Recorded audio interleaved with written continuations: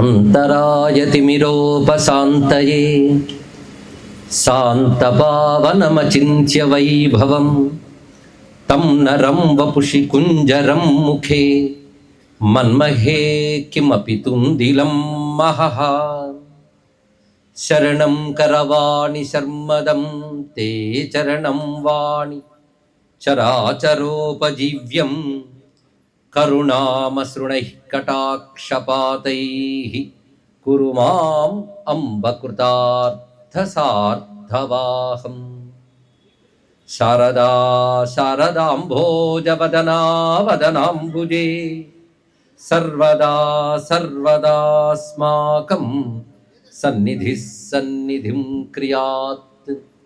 విమలపటీ కమలకుటీ పుస్తక రుద్రాక్ష శస్తహస్తపుటీ కామాక్షి పక్ష్మలాక్షి కలిత విపంచీ విభాసి వైరించి వాగర్థావివ సంపృక్తౌ వాగర్థ ప్రతిపత్తయే జగతః పితరౌ వందే పార్వతీ పరమేశ్వరౌ. గురవే సర్వలోకానాం భిషజే భవరోగిణాం నిధయే సర్వవిద్యానాం దక్షిణామూర్తయే నమః. నారాయణ సమారంభాం వ్యాసశంకరమధ్యమాం అస్మదాచార్యపర్యంతాం వందే గురుపరంపరాం. నారాయణం నమస్కృత్య నరం చైవ నరోత్తమం దేవీం సరస్వతీం వ్యాసం తతో జయముదీరయేత్. యజ్ఞేశ అచ్యుత గోవింద మాధవ అనంత కేశవ కృష్ణ విష్ణో హృషీకేశ వాసుదేవ నమోస్తుతే. కుండలీకృత నాగేంద్రం ఖండేందుకృతశేఖరం పిండీకృత మహావిఘ్నం డుండిరాజం నమామ్యహం. విశ్వేశం మాధవం డుండిం దండపాణించ భైరవం వందే కాశీం గుహాం గంగాం భవానీం మణికర్ణికాం.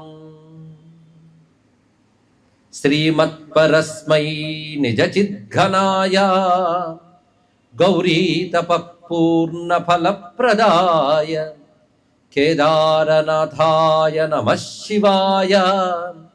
నమో నమః కారణకారణాయ దేవరాజసేవ్యమాన పావనాంఘ్రి పంకజం వ్యాళయజ్ఞసూత్రమిందుశేఖరం కృపాకరం నారదాదియోగి బృందవందితం దిగంబరం కాశికాపురాధినాథ కాలభైరవం భజే.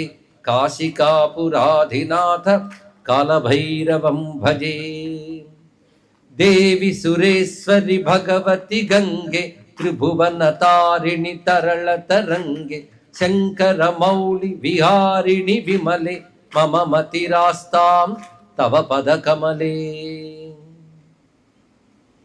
సానందమానందవనే వసంతం ఆనందకందం హతపాప బృందం వారాణసీనాథమనాథనాథం శ్రీ విశ్వనాథం శరణం ప్రపజ్యే. శ్రీ విశ్వనాథం శరణం ప్రపజ్యే. శివాయ గురవే నమః. శివాయ గురవే నమః. శివాయ గురవే నమః.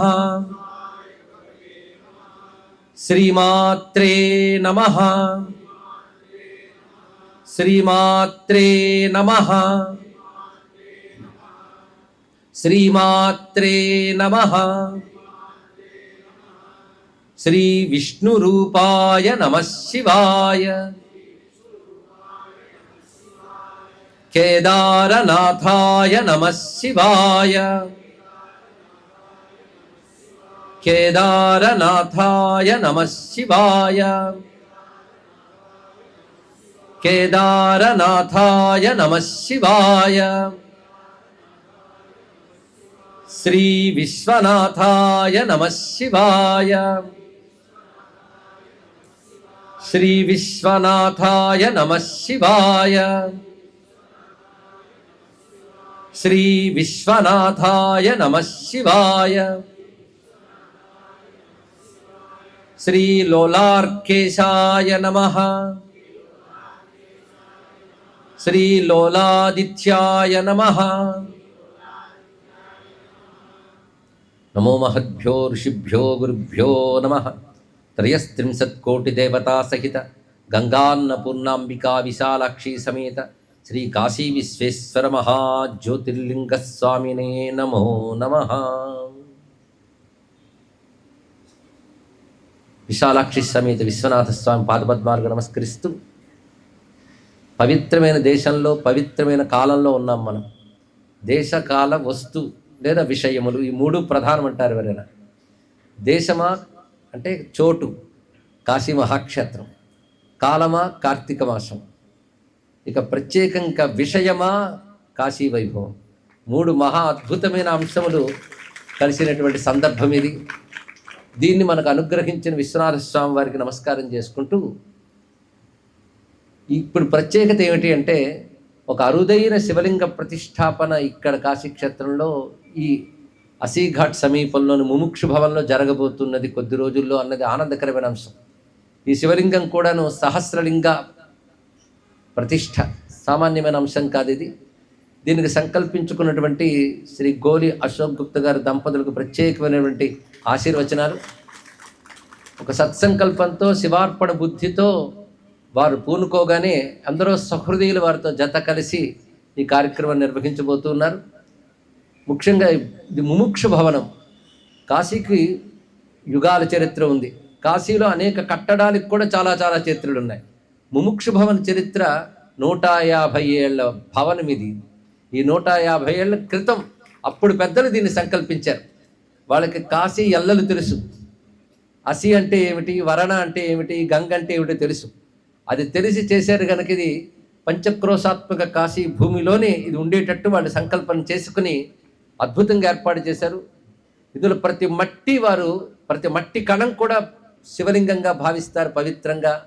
అటువంటి ధార్మికులు, శ్రద్ధాళువులు, నిస్వార్థపరుని శివభక్తుల వల్ల నిర్మించబడ్డటువంటి ముముక్ష భవనం. మనం ఇక్కడ కూర్చున్న చోటు మిగిలినటువంటి చోట్ల పోలిస్తే చిన్నది. ఇంకా ఎన్ని అద్భుతమైన కట్టడాలు ఉన్నాయో, ఆ కట్టడాల వెనకాల చరిత్ర ఉన్నది. రమ్యమైన ఆలయాలు ఉన్నాయి. ఇలాంటి ముముక్ష భవన ప్రాంగణంలో ఒక భవ్యమైన ఆలయం మన తెలుగువారి ద్వారా వస్తున్నందుకు మరొక ఆనందించదగ్గ అంశం. అయితే ఇదివరకు కాశీలో నేను చాలా విషయాలు ప్రసంగించిన విషయం ఇక్కడ ఉన్న వాళ్ళందరికీ తెలుసు. వచ్చిన వాళ్ళల్లో కేవలం మన తెలుగునాట నుంచి మాత్రమే కాకుండా బహుప్రాంతాల నుంచి వచ్చిన వాళ్ళు ఉన్నారు. విదేశాల నుంచి కూడా ఈ ప్రవచనాల కోసం వచ్చిన వాళ్ళు ఉన్నారు. వాళ్ళందరికీ కూడా స్వామి అనుగ్రహం లభించాలని కోరుకుంటున్నాం. ఇక్కడ సుమారు 20 ఏళ్ల పైచిలకు ప్రతి ఏడాది వచ్చి ఏదో చెప్పిన విషయం చెప్పకుండానే వెళుతూ వస్తున్నాం. అనేక విషయాలు చెప్పుకున్నాం. కాశీఖండం విస్తారంగా చెప్పుకోవడం జరిగింది. అలాగే ఒక 2 ఏళ్ల క్రితం శివరహస్యం అనే ఒక ఉద్గ్రంథంలో కాశీ రహస్యం అనే అంశాన్ని చెప్పుకున్నాం. ఈ క్షేత్రంలో, ఇక్కడ కాదు, ఈ కాశీ క్షేత్రంలో. ఇంకా శివపురాణం కానివ్వండి, ఇంకా అనేక విషయాలు చెప్పుకున్నాం. ఈసారి ఇక్కడ ఎంచుకున్నది ఇంతవరకు ఎక్కడా చెప్పనటువంటి అంశాన్ని ఎంచుకోవడం జరిగింది. అది బ్రహ్మవైవర్త పురాణాంతర్గతమైనటువంటి కాశీ రహస్యం. అదే కాశీ వైభవం అనే పేరుతో మనం ఆవిష్కరించుకోబోతున్నాం. ఇది బ్రహ్మవివర్త పురాణంలో చెప్పబడుతున్నటువంటి అంశం. ఇది స్కాంద పురాణంతో అనుబంధమే. స్కాంద పురాణాంతర్గతమైన 50 ఖండాలలో ఒకటి కాశీఖండం. బ్రహ్మవివర్త పురాణంలో ఉన్నటువంటిది కాశీ రహస్యం.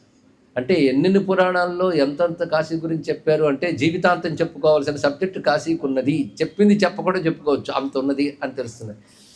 అన్ని పురాణాలు కాశీ విభావాన్ని చెప్తూ ఉన్నాయి, కానీ కాశీ రహస్యం ఒకటి, కాశీఖండం ఒకటి కొన్ని వందల సంవత్సరాల నుంచి కూడాను భారతదేశం అందరిని ప్రభావితం చేశాయి. అలాంటి ఉత్కృష్టమైన గ్రంథం కాశీ రహస్యం. ఈ కాశీ రహస్యం చెప్పినటువంటి మహానుభావుడు వేదధర్ముడు అనేటువంటి ఒక తపస్వి బోధించినటువంటి విషయం ఇది కాశీ రహస్యం అంతా కూడా. తన శిష్యుడిపై వాత్సల్యంతో చెప్తాడు. ఈ వేదధర్ముడు ఆయన శిష్యుడి కథ మనకి దత్తపురాణంలో కూడా వస్తున్నది. అక్కడ కథ ఇక్కడ ఉన్నది. అంటే అక్కడ దత్త చరిత్ర, ఇక్కడ కాశీ చరిత్ర. ఏది చెప్పుంటాడు ఆయన? ఏదో ఒకటి చెప్పుండాలి కదా, రెండు చెప్పాడా అంటే దత్తపురాణం జాగ్రత్తగా చదివితే దత్త చరిత్ర చెప్పడానికి ముందు కాశీ వైభవాన్ని చెప్తాడు వేదధర్ముడు.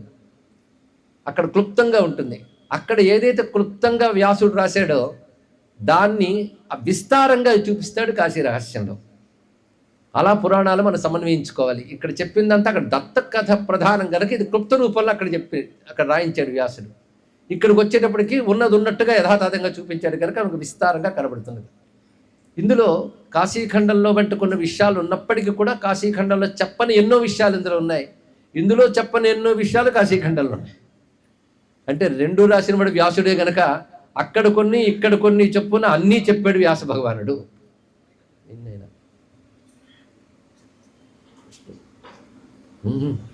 ఇది ప్రధానం కనపడదు. ఇక్కడ విన్నది 100 మంది అయితే ఇది వినబోయేది కోట్ల మంది అందుకు.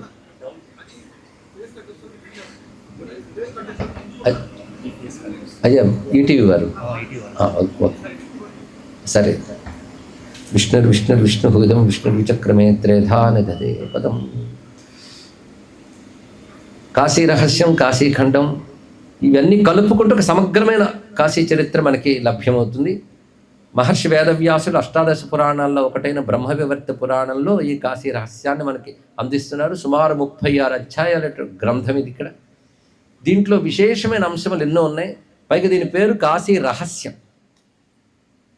ఎందుకు ఆ పేరు పెట్టారు అంటే ప్రకటంగా కనబడేది, ఇంద్రియాలకు గోచరించేదాన్ని మనం ప్రకట విషయం అంటాం. ఇంద్రియాలతో తెలుసుకోలేని దాన్ని రహస్య విషయం అంటాం. ఇంద్రియాలతో తెలిసేవన్నీ కూడా సామాన్య విషయములే. విజ్ఞాన శాస్త్రం కూడాను ప్రకట శాస్త్రం అనే చెప్పాలి. సైన్స్ ఉంది, సామాన్యులకు సైన్స్ అర్థం కాదు.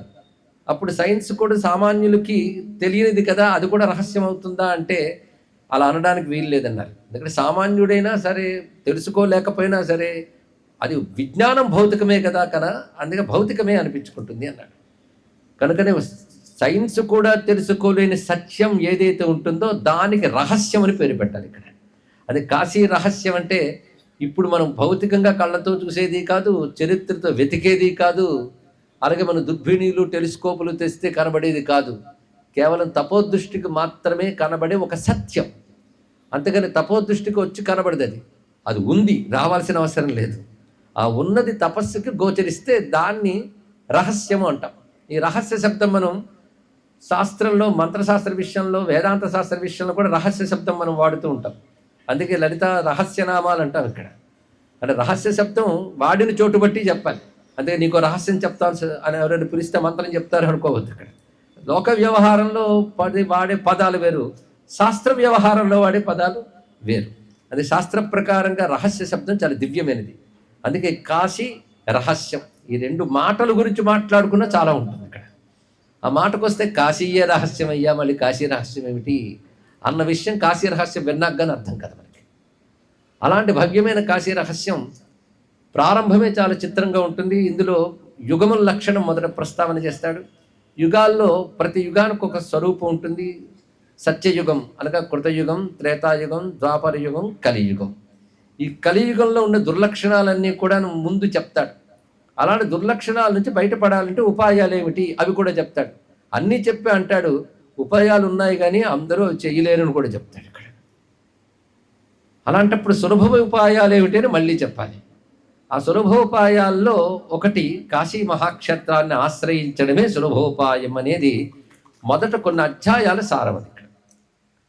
అది చెప్తూ బ్రహ్మదేవుడు వివరిస్తాడు ఈ చరిత్రను. నిజానికి బ్రహ్మ స్వయంగా చెప్తాడు ఈ కథని. ఆ బ్రహ్మ చెప్తున్నటువంటి వృత్తాంతంలో ప్రారంభమవుతుంది వేదధర్ముడి వృత్తాంతం. అస్తి గోదావరీ తీరే మునేరాంగిరస శివ ఆశ్రమ సర్వైర్విక్షాత పుణ్యద్రుమ మృగాకులం బ్రహ్మక్షత్రశయస్తత్ర తప్యంతే తప ఉత్తమం. గోదావరి నదీ తీరంలో అంగీరస మహర్షి ఆశ్రమం ఉన్నది. అక్కడ బ్రహ్మర్షులు, రాజర్షులు మొదలైన వారు తపస్సు చేస్తుంటారు. అలాంటి తపస్సుల మండలంలో ఒక ఉదాత్తమైన స్థాయిలో గురువుగా ప్రకాశిస్తున్నటువంటి వాడు తన్మధ్యే వేద ధర్మాచ ఋషి పైలాత్మజ కృతి. పైలాత్మజుడు అంటే పైలుడు అనేవాడి యొక్క పుత్రుడు ఈ వేదధర్ముడు. పైలుడు ఒక మహర్షి, చాలా మందికి పైల మహర్షి పేరు విని ఉంటారు. వ్యాసుని శిష్యుల్లో పైల, సుమంత, జైమిని, వైశంపాయన నలుగురు. అందులో పైలుని యొక్క పుత్రుడు ఈ వేదధర్ముడు. ఆయన వద్ద అనేక మంది శిష్యులు వేదాంగ పారగలై ఉన్నారు, అనేక శాస్త్రములు అధ్యయనం చేస్తున్న వారు ఉన్నారు. తస్య శిష్యాస్తు బహవో వేదాంగ పారగాః తేషాం సందీపకో నామ శిష్యో గురుపరాయణ. అలాంటి వేదధర్ముని వద్ద ఉన్నటువంటి శిష్యుల్లో సందీపకుడు అనొక శిష్యుడున్నాడు. పైగా ఆయన నైష్ఠికంగా ఉంటూ ఉన్నాడు అన్నాడు. నైష్ఠికో న్యవసత్ గేహే గురోహో. ఈ నైష్ఠిక శబ్దం ఎప్పుడు చెప్తారు అంటే, గురువు దగ్గర విద్య నేర్చుకోవడానికి వచ్చినటువంటి విద్యార్థుల్లో వేదాధ్యయనం చేసే వాళ్ళు ఎవరైతే ఉంటారో వాళ్ళు బ్రహ్మచారులు అంటారు. ఇక్కడ ఆ వేదాధ్యయనం చేసేటప్పుడు నిరంతరం గాయత్రి జపం చేసుకుంటూ వేదాధ్యయనం చేస్తున్నటువంటి వారు సావిత్ర బ్రహ్మచర్యము అని వారికి పేరు. అలా గురువు ద్వారా విద్య నేర్చుకోగానే వారికి వివేక వైరాగ్యాలు కలిగి ఇంకా గృహస్థాశ్రమ స్వీకారం కూడా చెయ్యకుండా కేవలం మోక్షమే ప్రధానమని ఎవరైతే ఉంటారో వాళ్ళు మరి ఇటు అటు వెళ్లకుండా గురువుని ఆశ్రయించుకుని గురుసేవ చేస్తుంటారు. లేదా సన్యసించాలి, సన్యసించలేకపోతే గురువు దగ్గరైనా ఉంటూ వైరాగ్యంతో తత్వ విచారణ చేస్తే దాన్ని నైష్ఠిక బ్రహ్మచారి అంటారు. ఇతడు నైష్ఠిక బ్రహ్మచారిగా గురువు దగ్గర ఉండిపోయాడు సందీపకుడు. అలాంటి ఆ బ్రహ్మచారితో ఒకసారి గురువు అంటున్నాడు బహుకాలం అయిన తర్వాత, ఎందుకంటే గురువు దగ్గర అప్పుడే శిక్షితుడైపోయాడు సర్వవేద శాస్త్రాల్లోనూ. అలాంటి అతడితో గురువు ఒకసారి చెప్తూ, నీతో ఒక పని పడింది, నాకు నేను చెప్పినట్టు చేస్తావా? అయితే నీకు బలవంతం మాత్రం పెట్టను, గురువాజ్ఞ చేసి తీరాలి ఇలా నేను అన్ను. అది నువ్వు అనుకోవడం మీద ఆధారపడుతుంది. కొన్ని గురువు ఆదేశిస్తాడు, ఒక్కొక్కప్పుడు గురువు నాకు చేస్తావా అని అడగవచ్చు, సహాయపడతావా అన్నట్టు. అలా నేను అడుగుతున్నాను, నువ్వు ఆలోచించి నిర్ణయం చెప్పు అన్నాడు. అదేమిటంటే విచార్య వద మత్పృష్టం ఎది కర్తుం క్షమోహ్యసి. నేను చెప్పిన దాన్ని విని ఆలోచించి నీకు చెయ్యగలిగే సమర్థత ఉంటే చెప్పు, అంతేగాని మొహమాట అనుకుని చేసేస్తాను అనకు. ఎందుకంటే నేను ఇవాళ ఈ జన్మలో ఉన్న గత జన్మలు లేనిది ఈ జన్మ రాదు కదా. అనేక జన్మల్లో అనేక రకాలు చేస్తూ ఈ జన్మలోకి వస్తాం. మనుష్యుడు తనకు ఊహ తెలిసిన దగ్గర నుంచి తగిన సంస్కారం పొంది చేయవలసిన పని ఏమిటి అంటే, తన గత జన్మల నుంచి పోగు చేసుకున్న సంస్కారములన్నింటినీ కూడా తొలగించుకుని మంచి సత్సంస్కారాలు అలవాటు చేసుకుని ధరించడానికి ప్రయత్నం చేయాలి. ఇది మానవ జన్మకి పరమార్థం, ఇది జీవన విధానమే ఇది అని భారతీయ సంస్కృతి శాసిస్తుంది. అందుకే మన నిత్య నైమిత్తికాది కర్మలు ఎందుకంటే జీవుణ్ణి శుద్ధి చేసుకోవడం కోసమే. ఈ కోణంలో ఆలోచిస్తే చాలు. ఇక్కడ ఎందుకు చేస్తున్నావయ్యా అంటే, నిత్య నైమిత్తిక కర్మలు అంటే నేను అనుకున్నవన్నీ నెరవేరడం కోసం అండి కాదుట, చిత్తశుద్ధ్యర్థం. చిత్తశుద్ధి అంటే అర్థం ఏంటంటే అనేక జన్మల మాలిన్యములు ఉంటాయి, కర్మజన్మ మాలిన్యాలు. వాటిని తొలగించుకోవడం కోసం చేసే పని ఏదైతే ఉందో అది సత్కర్మ అవుతుంది. అది తొలగితే వచ్చే స్థితి పేరు చిత్తశుద్ధి అంటారు ఇక్కడ. అందుకే చిత్తశుద్ధి చాలా ప్రధానం. అందుకే చిత్తస్య శుద్ధయే కర్మ అని పెద్దలు ఎప్పుడు తీర్మానించారు. అది చెయ్యకపోతే దోషాలు వస్తాయి, చేస్తే చిత్తశుద్ధి వస్తుంది. సకామంగా చేసేమనుకోండి, కొన్ని నెరవేరితే కొన్ని నెరవేరవు, కర్మబలాలు ఉంటాయి కదా, మళ్ళీ జన్మలు వస్తాయి. అదే చిత్తశుద్ధ్యర్థం చేసేమనుకోండి, ఫలాకాంక్ష లేకుండా చిత్తశుద్ధి ప్రధానమని చేస్తాం కనుక అది క్రమంగా చిత్తశుద్ధినిచ్చి భగవత్ కృపని ఇచ్చి జ్ఞానాన్ని మోక్షాన్ని ఇస్తుంది. ఇది జీవిత పరమార్థమని శాస్త్రములన్నీ చెప్పినది ఇది అంశం. అందుకే మానవుడు పుట్టిన దగ్గర నుంచి చేయవలసింది, పుట్టిన దగ్గర నుంచి కంటే తగిన సంస్కారం పొందిన దగ్గర నుంచి చేయవలసినది తనను తాను శుద్ధి చేసుకోవడమే. దీన్ని మరొక మాట పాపక్షయార్థమని మరొకంటారు. ఈ రెండు మనం రోజు సంకల్పంలో అంటూ ఉంటాం, మర్చిపోతామేమో. మమ ఉపాత్త దురిత క్షయార్థం, తర్వాత పరమేశ్వర ప్రీత్యర్థం. ముందు మమ ఉపాత్త దురిత క్షయార్థం చిత్తశుద్ధి. చిత్తశుద్ధి లేకపోతే ఈశ్వర ప్రీతి కూడా రాదని ఆ వరుస క్రమంలోనే మనకు అర్థమైపోయింది కదా. లేదా ఈశ్వర ప్రీత్యర్థం చిత్తశుద్ధ్యర్థం అని లేదు ఇక్కడ. ముందు ఉపాత్త దురిత క్షయార్థం, తర్వాత చిత్తశుద్ధ్యర్థం. ఈ రెండు కావాలి. అలాగా పూర్వజన్మ సహస్రేషు యాన్యఘాని కృతాని మే తాని సర్వాణి శనై క్షాళితాని తపోబలాత్. నేను గత జన్మల నుంచి చేసినటువంటి అనేక రకాల పాపాలని నా తపోబలం వల్ల క్షయింపజేసుకున్నాను. అనేక పాపాలని క్షయింపజేసుకున్నాను. కానీ తాని సర్వానికి శనై క్షాళితాడు. నెమ్మదిగా, అంటే ఒక్క పూటలో పోయే పాపమా, అనేక జన్మల నుంచి చేసిన దానికి ఒక్క పూటలో పోతుందా? అందుకే నా తపోబలంతో నెమ్మదిగా క్షయింపజేసుకున్నాను. అయితే పాపాలు ఎలా ఉంటాయి అంటే అది మనోవాక్కాయములతో మూడిటితో చేసినవి పాపములు. వాటిని తొలగించుకోవడం ఎందుకు అంటే మోక్ష విఘ్నకరాణి. ప్రతి మాట ఒక సూత్రం లాంటిదండి. ఏది పాపాలు తొలగించకపోతే నష్టం ఏమిటండి అంటే మోక్ష విఘ్నకరాణి. పాపాలు ఉన్నంతకాలం మోక్షం అనేది అసలు రాదు. అది ఉన్న పాపాలు పోతే కానీ ముముక్షత్వమే రాదు. మోక్షం ఏమిటి? మనం ఉన్నది ముముక్షు భవనం. ఇవాళ ఎవరు అడిగారు ముముక్షు అంటే ఏమిటి అని. చాలామందికి తెలుసు, కానీ మోక్షం కావాలని కోరిక ఉన్నవాడిని ముముక్షు అంటారు. ఇక్కడున్న వాళ్ళందరూ ముముక్షులనే భావంతో కట్టారు వాళ్ళు. అవునా కాదు ఈశ్వరుడికి తెలియాలి. మోక్షం కావాలని తీవ్రేచ్ఛని ముముక్షుత్వం అంట. మామూలు ఇచ్చ కాదుట. మోక్షం కావాలని తీవ్రేచ్ఛ. ఏ ఇచ్చ అయినా తీవ్రేచ్ఛ అయితే కానీ ఫలించదండి. ఇది గుర్తుపెట్టుకోరు. కోరికలు తీవ్రములైనప్పుడే సాధింపజేసుకుంటాం. అదే నాకు కోరుకుందని నేను ఎప్పుడో అనుకుంటే లాభం లేదు. అంటే తీవ్రమైన మోక్షకాంక్షని ముముక్షుత్వం అనాలి అని పెద్దలు మనకి చెప్పారు ఇక్కడ. అది ముముక్షు అయిన వాడు మోక్ష విఘ్నకరములైనటువంటి వాక్కాయ మానసానీతి మోక్ష విఘ్నకరాని అటువంటి పాపముల్ని తొలగించే ప్రయత్నం చేశారు. అయితే తపోబలంతో కొంత తొలగించుకుంటూ కొన్ని అనుభవించక తప్పదు. అంతేగాని అన్ని తొలగించేసుకుంటే లాభం లేదు. కొన్ని తపోబలంతో క్షయింపజేస్తాం. మన దాకా రావు, వెళ్ళిపోతుంటాయి అని మనం చేసేటప్పుడు అంటూ ఉంటాం కదా, పగలు చేసింది పగలే, రాత్రి చేసింది రాత్రే అని అంటూ ఉంటాం. యద్రాత్ర్యా కురుతే పాపం తద్రాత్ర్యాత్ ప్రతిముచ్యతే అని చెప్పినప్పుడు అర్థం ఏంటి?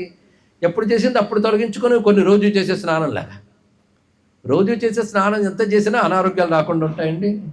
ఎలాగో వస్తున్నాయని స్నానం మానేస్తామా? నిత్యం చేసిన స్నానాధికాల వల్ల కావలసిన శుద్ధి వస్తున్నప్పటికీ కూడాను అవి వస్తూ ఉంటాయి. అలా కొన్ని పాపములు మాత్రం అనుభవం ద్వారానే పోతాయి తప్ప వాటిని తొలగించుకోలేము. అందుకు నేనేం చేస్తున్నానంటే ఇప్పుడు అభుక్తాన్ని వినశ్యంతి నకదాచిదపి ధ్రువం. కొన్ని అనుభవించకపోతే ఎప్పుడు పోవు, కనుక అనుభవించవలసినవి ఉన్నాయి కొన్ని. అందుకు నేను ఇప్పుడు ఒక భయంకరమైన పాపం ఉంది, అది తొలగించుకొని ప్రయత్నిస్తున్నాను. అది ఈ జన్మలో చేసింది కాదు, గత జన్మల నుంచి వచ్చినది. అయితే గత జన్మల నుంచి ఒక పాపం వచ్చిందని, అది నాకు అనుభవానికి రాబోతున్నదని మెయిన్కి ఎలా తెలుసు? అది మనకు ప్రశ్న రావాలి. తపోబలం ఉంది కనుక ఆయనకు దివ్య దృష్టి ఉంది. ఆ దివ్యమైన దృష్టి చేత తానేమిటి, తన కర్మలేమిటి కూడా తనకు తెలిసాయి. ఇది గొప్ప విషయం అండి ఇక్కడ గమనించవలసింది. దీన్ని బట్టి వేదధర్ముడు సామాన్యుడు కాడు, మహాతపస్వి. ఆ కారణం చేతనే ఆయనకి తన పూర్వజన్మల విశేషాలు తెలుసు. తన తపోబలంతో ఎంత క్షయింపు చేసుకున్నాడో తెలుసు.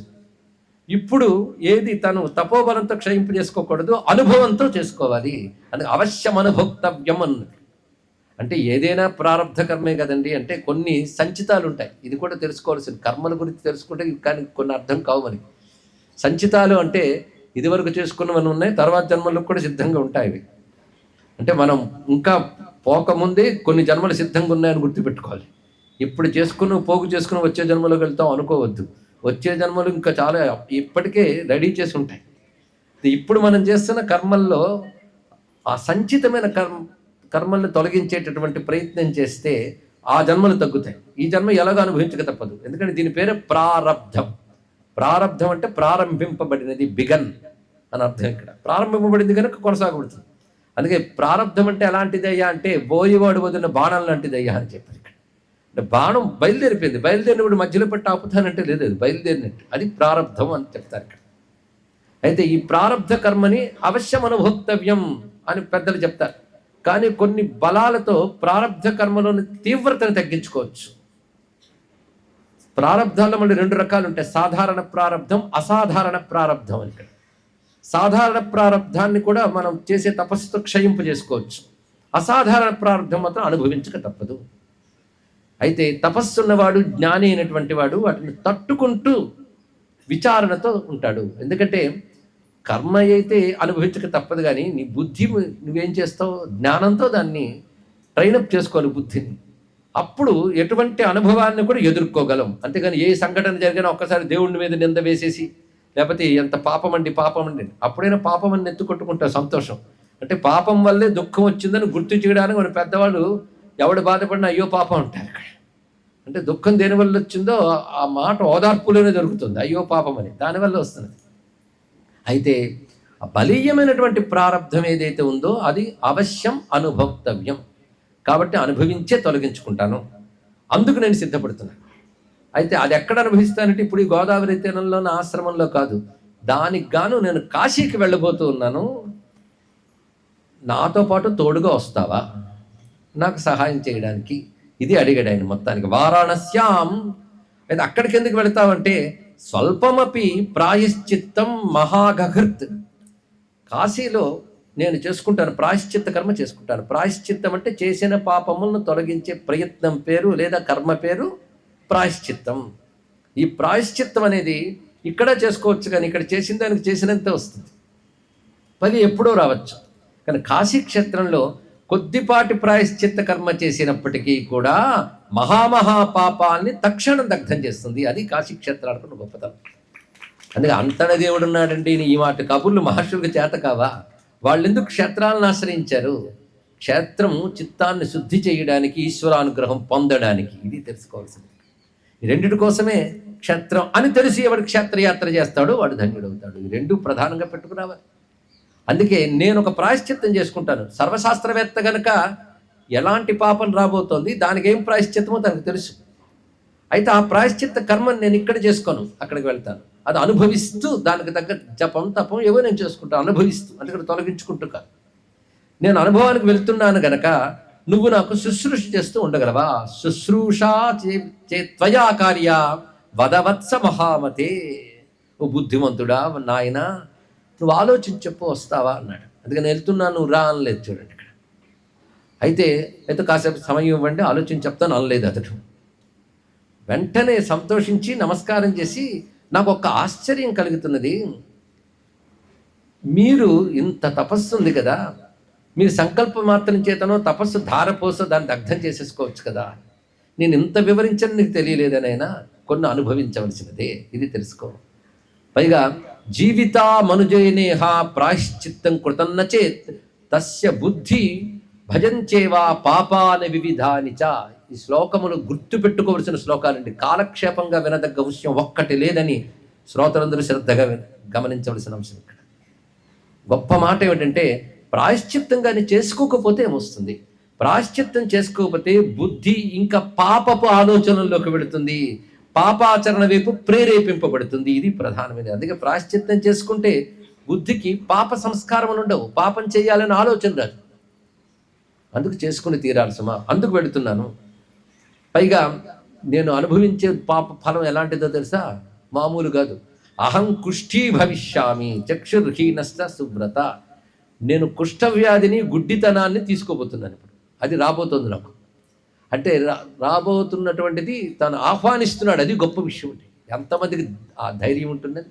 అందుకే భారతీయ కర్మ సిద్ధాంతం అర్థం చేసుకుంటే జీవుడికి ఎప్పుడు దుఃఖం ఉండదు తెలుసుకోండి. ఇక్కడ ఆ కర్మ సిద్ధాంతం యొక్క స్వరూపం ఇప్పటికీ తెలుసుకోవట్లేదు. చెప్తాం కూర్చోండర్రా అంటే నిద్రలు వస్తాయి, అది బాధాకరం. అంటే ఆ పాపాలు అనుభవించాల్సిన రాత అంత ఉంటుందన్నమాట ఇక్కడ. అందుకే శ్రద్ధావాన్ లభతే జ్ఞానం ఊరికే అనలేదు, అంత శ్రద్ధగా వింటే కానీ ఈ జ్ఞానం తెలియదు. ఇక్కడ ఎందుకు ప్రాయశ్చిత్తం చేసుకోవాలో చెప్పాడు కదా. దాంతో నేను ఇప్పుడు అహం కుష్ఠీ భవిష్యామి చక్షుర్హీనశ్చ సువ్రత మచ్చరీరం పాలయస్వ. నువ్వు నా శరీరాన్ని కాపాడాలి. ఎంతో కాదులే, వర్షానామేకవింశతి, 21 సంవత్సరాలు కాశీలో నా శరీరాన్ని నువ్వు పాలించాలి అన్నాడు. అయితే వెంటనే మాట అన్నాడు, అయితే మీకు ఆ కష్టం వద్దండి, నేను సంకల్ప బలం చేత మీ వ్యాధిని, మీ అంధత్వాన్ని నేను తీసుకుంటాను, నన్ను అనుగ్రహించండి అన్నాడు.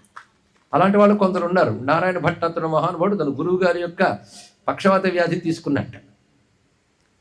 అలా నేను తీసుకుంటానన్నాడు.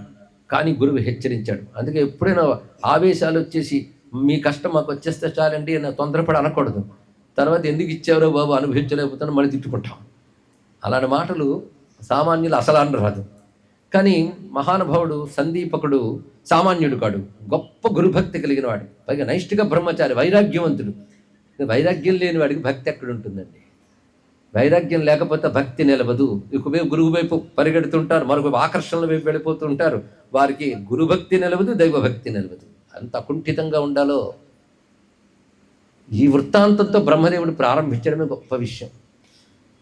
అయితే చెప్తున్న మాట ఏమిటంటే, న పుత్రాయ న శిష్యాయ పాపం యచ్చంతి కేచన పాపభోగస్తు కర్తారం బాధత్రేయం న కుత్రచిత్.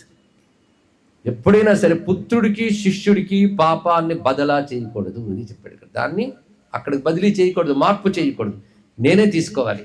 తతో మయైవ భక్తవ్యం తం శుశ్రూషాపరో భవ.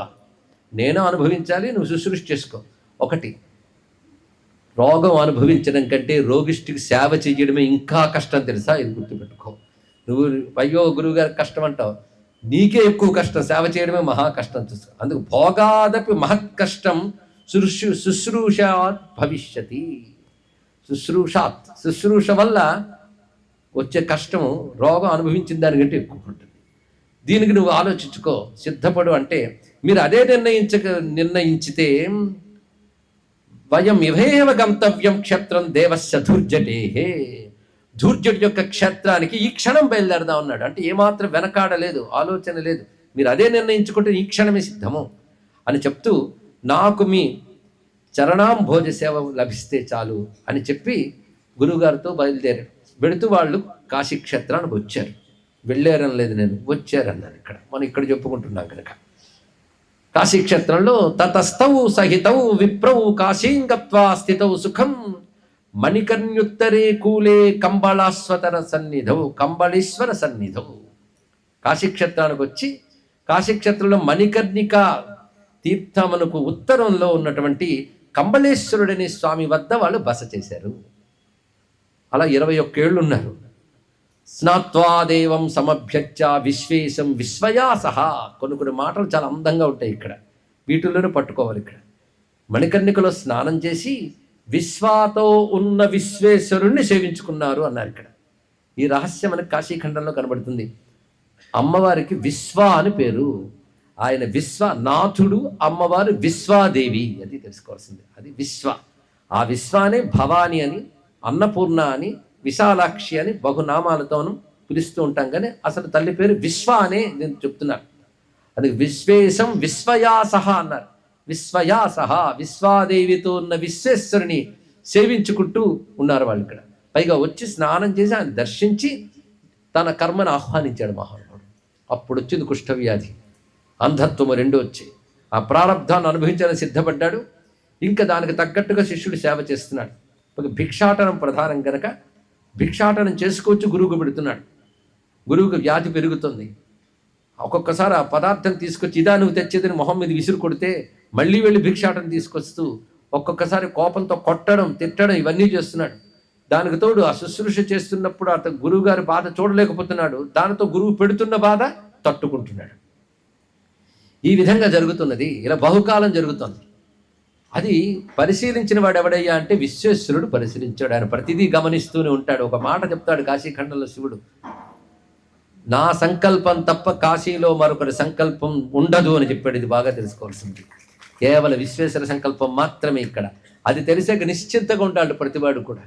కాశీలో ఎలా జీవించాలి అంటే తల్లిదండ్రులున్న పిల్లలు ఎంత నిశ్చింతగా ఉంటారో అలా ఉండాలి అని ఒకటే చెప్పింది కాశీఖండంలో. ఆయన సంకల్పమే. ఆయన పరిశీలిస్తాడు. పరిశీలించి ఆశ్చర్యపోయాడు. ఎందుకంటే అన్ని వ్రతాల కంటే గొప్ప వ్రతం గురుసేవా వ్రతం. అది చేస్తున్నాడని ఒకసారి గంగా తీరంలో స్నానం చేసి గురువుగారి దగ్గరికి వెళ్ళబోతూ ఉన్నాడు. దీపకుడు ఆయనకు ఎదురుగా కనబడ్డాడు విశ్వేశ్వరుడు. విశ్వేశ్వరుడు సాక్షాత్కారం అయ్యిందండి, సామాన్యమైన అంశం కాదు. అప్పుడు ఒక్కసారి ఆనందపరుసుడి నమస్కారం చేశాడు. విశ్వేశ్వరుడు వస్తూనట్టుండి, గురు భక్త మహాప్రజ్ఞ వరం బ్రూహి. ఈ గురుభక్తికి నేను చాలా సంతోషించాను. ఎప్పుడైనా తపస్సు చేస్తే భగవంతుడు ప్రత్యక్షమవుతారంటారే, మరి ఈయనేం తపస్సు చేశాడయ్యా? గురు శుశ్రూషనే తపస్సు చేశాడు. ఆ తపస్సుకు ఫలంగా విశ్వేశ్వరుడు సాక్షాత్కరించి నీకేం వరం కావాలన్నాడు. అంతే. ఇదే మొదట సూటిగానే ప్రశ్న. అంటే వరమా? తనకంటూ వరం అంటే ఏమీ లేదు. చూడండి ఎటువంటి వాడు. అందుకే నైష్ఠిక బ్రహ్మచారి అయ్యాడు. తనకంటూ కోరికే లేదు, సంకల్పం లేదు. బట్ మృత్యుంజయ మహాదేవ ప్రసన్నోసి యది ఈశ్వర, నువ్వు నా పట్ల ప్రసన్నుడివైతే గురువు గారిని అడిగి వస్తాను. ఎందుకంటే గురువు గారికి ఏం కావాలో అడిగి వస్తాను. కొంచెం నాకు నువ్వు ఇదే చోట ఉండు, నేను గురుగారిని అడిగి వస్తాను. వెంటనే పరుగెత్తుకు వెళ్ళి గురుగారి దగ్గరికి వెళ్ళాడు. ఆయన కూడా నువ్వు అడిగిరా నేను వస్తాను, అంతవరకు ఇక్కడ ఉంటానన్నాడు. వెళ్ళి అడిగితే గురువు చెప్తున్న మాట ఏంటంటే, భాగ్యవంతుడివయ్యా, స్వామి సాక్షాత్కరించి అడిగాడు, ఏమడుగుతావు, మీ రోగం తీసేయమని అడుగుదాం అనుకున్నానండి, కానీ మీకు చెప్పకుండా కోరుకోవడం కూడా దోషం అవుతుందని మీ దగ్గరకు వచ్చి మా అనుమతి కోసం వచ్చాను. మీరు కొంచెం అనుమతి ఇస్తే చాలా మా గురువు గారికి రోగం తీసేయమని అడుగుతానండి. నేను తీసుకోలేను అనుకున్నావా? అది చెప్తున్నాడు గొప్ప విషయం ఇక్కడ. ఎందుకంటే ఇవాళ నేను తపస్సుతో తప్పిస్తే మరొక జన్మలో అనుభవించవలసిందే కనుక తర్వాత జన్మలకు తొయ్యడమే కానీ తీయడం ఉండదు. తెలుసుకోండి, కొన్ని కర్మలు అంతే కనుక ప్రస్తుతం పోస్ట్పోన్మెంటే కానీ రిమూవల్ కాదు అది ఇక్కడ. అందుకే నాకు తెలుసు, ఇప్పుడు నేను దీన్ని తోస్తే మళ్ళీ జన్మలో అనుభవించవలసి వస్తుంది. పైగా భవరోగాన్ని పోగొట్టే స్వామి దగ్గర పెట్టుకుని ఈ శరీర రోగం పోగొట్టుకుని అడగడం ఏంటయ్యా తప్పు కాకపోతే అన్నట్టు. అనేది పెద్ద జబ్బు ఏంటో తెలుసా, మనకు తెలియదు. భవరోగం అంటే అదే డిసీజ్ అండి, మొత్తం వెతికాను వైద్యశాస్త్రం దొరకలేదు అంటారేమో. జనన మరణ రూపమైన సంసారానికి రోగం అని పేరు కనుక మన రోగం అని పోల్చుకుందాన్ని ఇక్కడ. ఇందులో రిలీఫ్ కోసం చేస్తూ ఉంటాం, కానీ ఈ రోగం పోవాలని అడిగేవాడు ఎవడు కోటుకొకడు, వాడిని ముముక్షు అంటారు. అసలు నిజాన్ని ముముక్షు శబ్దానికి అర్థం తెలిస్తే కాశీగా వాడు రాడండి. కేవలం జ్ఞానులు మాత్రమే వస్తారు, వివేకవంతులు వస్తారు, మామూలు యాత్రికులు వీళ్ళు కారు. ముముక్షు శబ్దానికి అర్థం తెలుసుకుంటే అసలు సంఘం పూర్తిగా త్యజించాలి. కీర్తికాంక్షలు ధనకాంక్షలతో కాశీకి అడుగు పెడితే వాడు ముముక్షు ఎలా అవుతాడు? ఇక్కడ పుట్టి వ్యాపారం చేసుకునే వాళ్ళ విషయం వదిలేయండి, కానీ కాశీకంటూ వచ్చాము అంటే ముముక్షుత్వమే కాశీకి రావడానికి అర్హత, కాశీలో ఉండడానికి అర్హత. అది లేకుండా ఇంకా సంఘములు పెట్టుకుంటూ కీర్తికాంక్షలతో తిరిగే వారికి ఎందుకు కాశీకి వచ్చి బాధ పెట్టడం అంటాడు విశ్వేశ్వరుడు. అందుకే ఇక్కడ గొప్ప మాట, నా ప్రార్థ్యవ రోగనాశాయ దేవదేవస్త్వయా అనగా, రోగనాశం కోసం దేవదేవుడిని అడగరాదు. మత్కృతే పాతకం స్వీయం ముక్త్వా శుద్ధో, నేను నా చేసిన పాపాన్ని నేనే కడుక్కుని శుద్ధుణ్ణి కావాలి. ఎందుకంటే దేహభోగ నివృత్యత్వం కో దేవాన్ ప్రార్థయం శివం. దేహం యొక్క భోగం గురించి దేవదేవుడిని అడగడం ఏంటి కూడుస్తామా? ఎందుకంటే ఆయన సంసార రోగ దహనం మనోమల వినాశనం. ప్రతి మాటలు చిన్న చిన్న అనుష్టుప్పుల్లాగా ఉన్న అందమైన శబ్దాలండి. శివుడంటే ఎవరనుకున్నావు? ఆయన సంసార రోగ దహనుడు, మనోమల వినాశకుడు. మనోమలం అంటే మనస్సుకున్న మాలిన్యములు తొలగించేటువంటి వాడు. ఇది శృత్వా, అందుకే నువ్వేమో అడక్కు, దండం పెట్టిరా అంతే అన్నాడు. కాబట్టి వెళ్ళి మా గురుగారు ఇలా చెప్పారండి కనుక ఏ కోరిక లేదండి అన్నాడు ఇక్కడ. వెంటనే ఆశ్చర్యపోయి, ఓహో అవునా, మరేం చెప్పు, నేను వచ్చి వరం అంటున్నాను కదంటే, ఈ గురువుపై భక్తి దృఢంగా ఇలాగే నిలబడేటట్టు దీవించండి. అప్పుడు చాలా సంతోషించి శివుడు ముచ్చటపడి వెళ్ళిపోయి, ముక్తి మండపం ఉంది, నిర్వాణ మండపం అని ఇక్కడ చెప్పాడు. నిర్వాణ మండపం అన్న ముక్తి మండపం అన్న. అప్పుడు విశ్వనాథ మందిరంలో 4 రకాల మండపాలు ఉండేవి. ముక్తి మండపం, అదేవిధంగా జ్ఞాన మండపం, శృంగార మండపం, ఏకాంత మండపం 4 మండపాలు. ఇందులో ముక్తి మండపంలో దేవతలతో సభ చేస్తాడు. అందుకే విశ్వనాథ సభ అంటారు దాన్ని. ఆ సభలో దేవతలతో చర్చ చేస్తుంటాడు ఆయన. అలాంటి ఆ ముక్తి మండపంలో స్థిత్వా నిర్వాణ మండపే శంకరోప్యుమయా సార్థం, ఉమాదేవితో కలిసి ఆ నిర్వాణ మండపంలో కూర్చుని ఉవాత సర్వదేవానాం శృణ్వత, అక్కడ దేవతలందరి మధ్యలో విష్ణువు కూడా ఉన్నాడు. ఆ విష్ణువుతో ప్రత్యేకంగా చెప్తున్నాడు, నారాయణ అరవిందాక్ష మమాపి ఆనందదాయక. మాటలు ఎంత అందంగా ఉన్నాయి. నాకు కూడా ఆనందాన్ని ఇచ్చే నారాయణ అని అడిగాడు. ఏంటా మాట అనాలి? నాకు కూడా ఆనందం ఇచ్చివాడా అంటే అర్థం ఏంటి? సముద్రంలో ఎవరైనా నీళ్లు పోస్తారండి? ఎందుకు సముద్రంలో ఎందుకు నీళ్లు పోయకూడదు? సముద్రమే నీళ్లు కనుక కదా. అలాగే శివుడికి ఆనందం ఎవరు ఇవ్వలేరు, ఎందుకు? ఆయనే ఆనంద స్వరూపుడు కనుక. తానే ఆనంద స్వరూపుడైన స్వామికి ఆనందం కలిగిస్తున్నాడంటే అర్థం ఏంటి? ఆయనకి ఈయన వేరు కాదు అని అర్థం. ఇది చెప్తున్నమాట. మమాప్యానందదాయక, మంచి శబ్దం. నాకు కూడా ఆనందం కలిగించేవాడా. ఇవాళ నాకు గురుభక్తిలో ఒక విచిత్రమైన భక్తుడిని చూశాను. అలాంటి భక్తుని ఎక్కడ చూడలేదు సింహ అని. గురుభక్తిర్ విచిత్రామే దృష్ట సంతోషకారిణి, మే సంతోషకారిణి, నాకు సంతోషం కలిగించే గురుభక్తిని చూశానన్నాడు. అంటే మన ధర్మం మనం చేస్తూ ఉంటే దైవం గమనించి సంతోషిస్తాడు, ఇది తెలుసుకోండి. అంతేగా మన ధర్మం మనం మానేసి భజనలు చేసినా ఆయన ఏం సంతోషించడు. మన ధర్మం శ్రద్ధగా చేస్తూ ఫలాకాంక్ష లేకుండా చేస్తూ ఉంటే ఆయనే సంతోషిస్తాడు. లేకపోతే ఈయన కోరాడా శివుడిని, తపస్సు చేశాను రావయ్యా అన్నాడు, వెళ్ళలే. ఎందువల్ల? మమ సంతోషకారిణి, నాకు సంతోషం కలిగించింది. ఏమిటి అది అని అడిగాడు. విష్ణువు ఏమి తెలియనట్టు. అక్కడ ఉన్న దేవతలకు తెలియాలి ఇదంతా కూడా. అంటే అతని పేరు సందీపకుడు. దీపకుడను కూడా వ్యవహారం ఉంది అతనికి.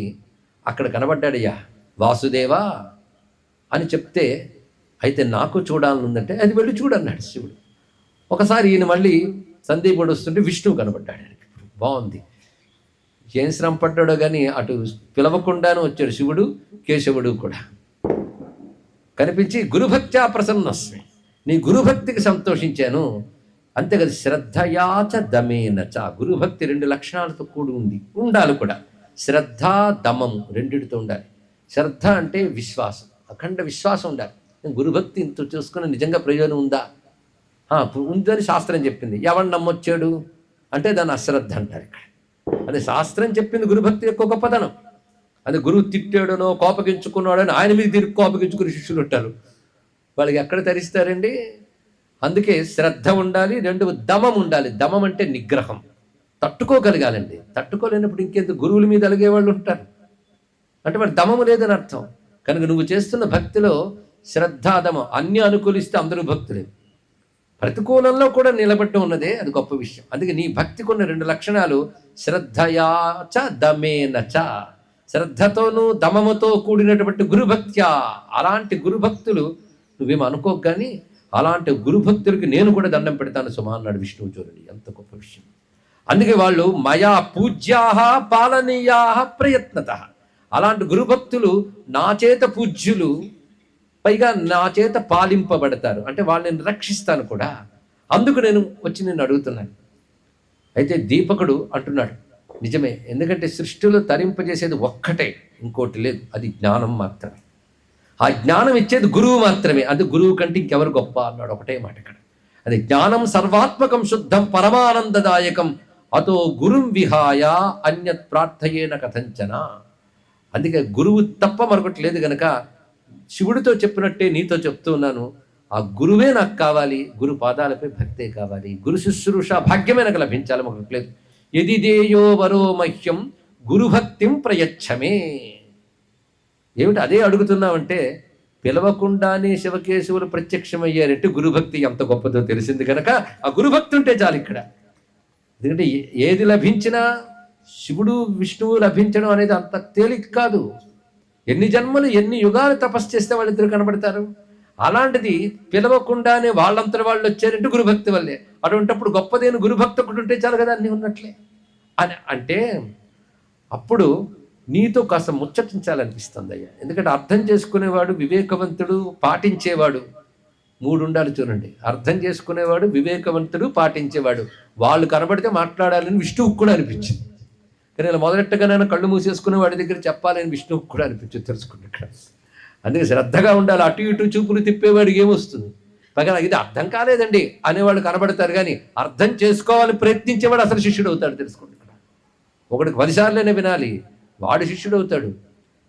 అలాంటి వివేకవంతుడు కనబడితే స్వామికి ముచ్చటించాలనిపించింది. నీకు నేను గురుతత్వం చెప్తాను విను అన్నాడు విష్ణువు. విష్ణువు అంటే ఎవరు? జగద్గురు. సర్వ జగత్తుకు ఒకే ఒక్క గురువు నారాయణుడు.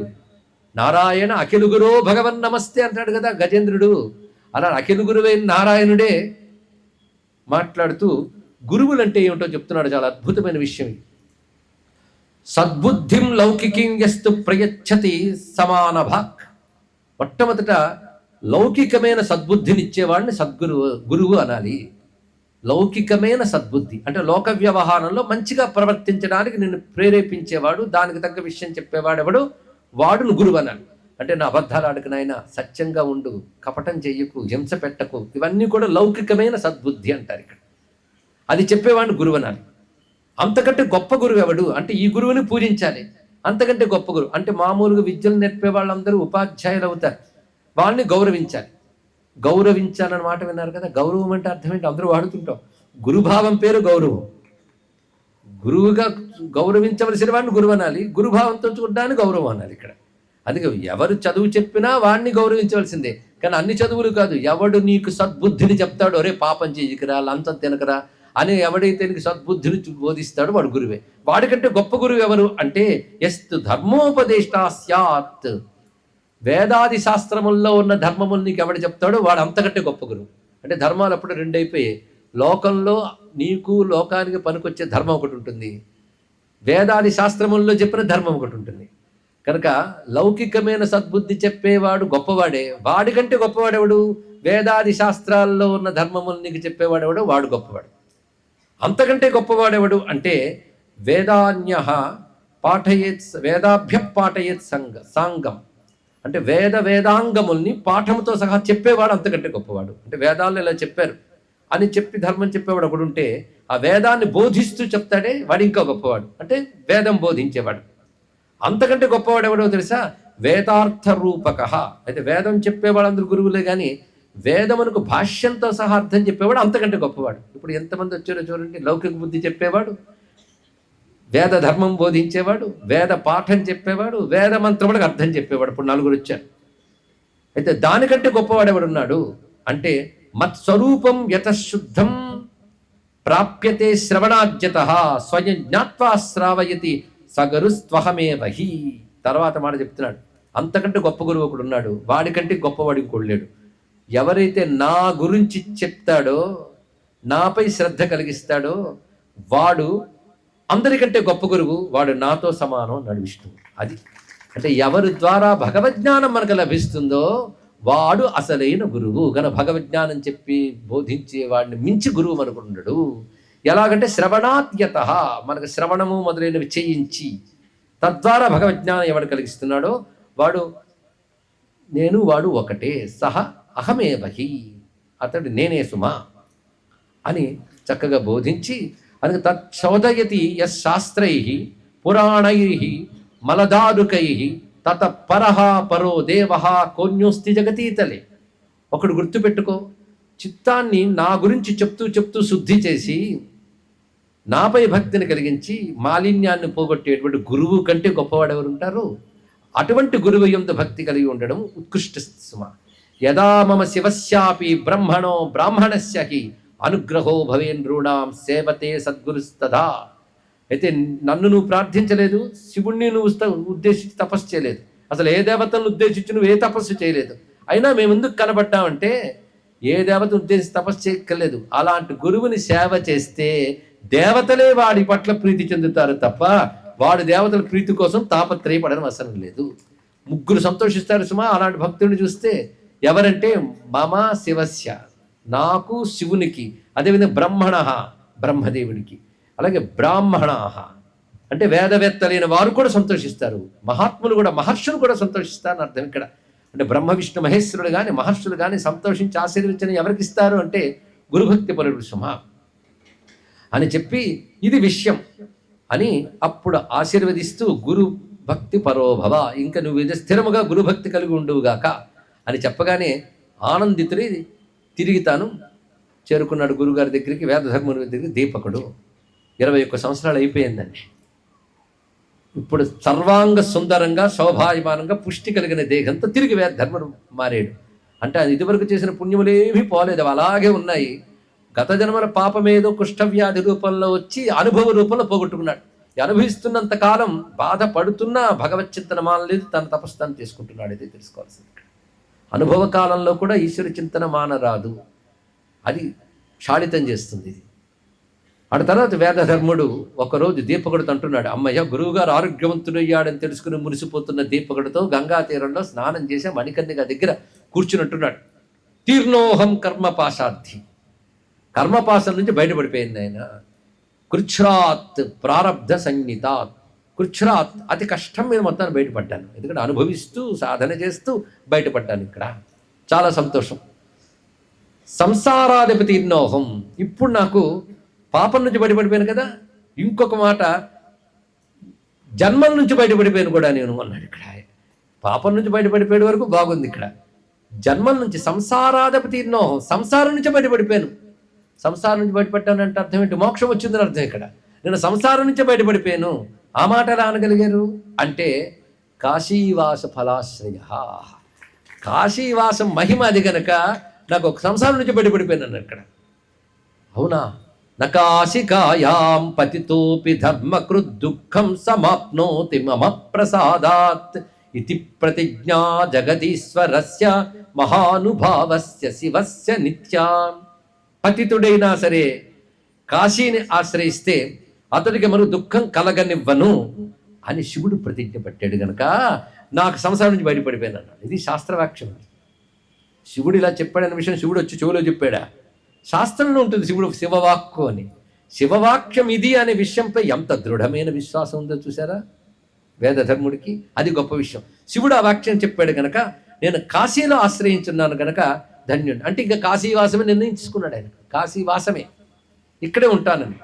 కాశ్యాం ప్రదీప ప్రభయా ప్రకాశిత పాపాంధకార ఖలు నాశమేతి విశ్వేశ్వరానుగ్రహయాసు విద్యయా మహాత్మనాం పుణ్యకృతాం కృతాత్మనాం. ఈ పురాణం ఏ పురాణమైనా అలా అనిపిస్తుంది, కానీ ఈ పురాణం చదువుతుంటే మాత్రం ప్రతి శ్లోకం కూడా ఒక సూత్రవాక్యాలు అనిపించింది. ఒక్కొక్క పదం అంతా బరువైనటువంటిది. అయితే ఒక్కడు మాత్రం నిజం, కాలక్షేపపురాయుళ్లకు మాత్రం ఇది రుచించదు. తెలుసుకోండి, ఇక్కడ అది మాత్రం నిజం. నిజంగా శివుడిపైన అంతో ఇంతో ప్రేమ ఉండి కాశీ మీద కాసింత నమ్మకం ఉంటేనే ఇది మధురంగా ఉంటుంది అనడంలో సందేహం లేదు. ఇక్కడ అలాంటి అందమైన పదములు. అందుకే కాశీని ఆశ్రయించక దుఃఖం ఎక్కడుంటుందయ్యా, సూర్యుడు ఉదయించక చీకటి ఎక్కడుంటుందయ్యా అన్నాడు. ఇక్కడ ఒకటే మాట. ఇక్కడ కాశీ అనే సూర్యప్రకాశం ముందు పాపం అనే అంధకారం ఎక్కడుంటుంది? ఉండదు. ఎందుకంటే విశ్వేశ్వర అనుగ్రహయా సువిద్యయా, విశ్వేశ్వరుని అనుగ్రహం చేత లభించిన సువిద్య చేత ముక్తి లభిస్తుంది. అంటే విద్య లేనిది ముక్తి లేదు. జ్ఞానాదేవి కైవల్యం, ఇది గుర్తుపెట్టుకోవాలి. ఆ జ్ఞానం ఈశ్వరానుగ్రహం లేనిది లేదు. కనుక ఏది కావాలి ఇప్పుడు? జ్ఞానమా ఈశ్వరానుగ్రహం? అది ఒక్కడు పట్టుకుంటే రెండోది అది వస్తుంది. కానీ ఈశ్వరానుగ్రహం. అందుకే ముందు విశ్వేశ్వరానుగ్రహయ సువిద్యయా, విశ్వేశ్వర అనుగ్రహం చేత సువిద్య చేత ముక్తి వస్తుంది. ఎవరికి? మహాత్మనాం పుణ్యకృతాం కృతాత్మనాం. గొప్ప మనస్సు కలగవారికి, అలాగే పుణ్యములు చేసినటువంటి వారికి, సాధకులైనటువంటి వారికి ఈశ్వరానుగ్రహం చేత లభించిన విద్య వల్ల ముక్తి లభిస్తుంది. ఇది క్రమం చక్కగా చెప్పాడు. కానీ ఇప్పుడు చేయవలసిందేముంది? ఈశ్వరానుగ్రహం ఆయన ఇవ్వాల్సింది, మనం కాదు కదా. కానీ మనం మిగిలిసింది ఇక్కడ ఉన్నదంతా కూడా కృతాత్మనాం, సత్కర్మాచరణ చెయ్యడమే మిగిలింది. అది ఈశ్వరార్పణ బుద్ధితో చేయాలి. అనగానే అప్పుడు ఒక మాట అన్నాడు, చాలా బాగుంది మీరు చెప్పిన విషయం. కానీ మళ్ళీ నా ప్రశ్నగానే ఉన్నది. మీ తపస్సుతో తొలగించుకోగలిగి కూడా ఎందుకు తొలగించలేదు అన్నదాన్ని మీరు చెప్పారు. ఈ ప్రాయశ్చిత్తం మీద మీరు అక్కడే చేసుకోవచ్చు కదా, ఇక్కడికి ఎందుకు వచ్చారు? ఏం తపస్సు ఇంకో చోట చేసుకోకూడదు? జపాలు, హోమాలు, పూజలు, పునస్కారాలు నిష్కామంగా నేను అక్కడే చేసుకోవచ్చు కదా, కాశీకి రావాల్సిన అవసరం వచ్చింది అని అడిగితే, నువ్వు ఈ గురుభక్తి అక్కడ కూడా చూపించావు నాకు. గోదావరి తీరంలో మన ఆశ్రమంలో నువ్వేం తక్కువ సేవ చేసేవా?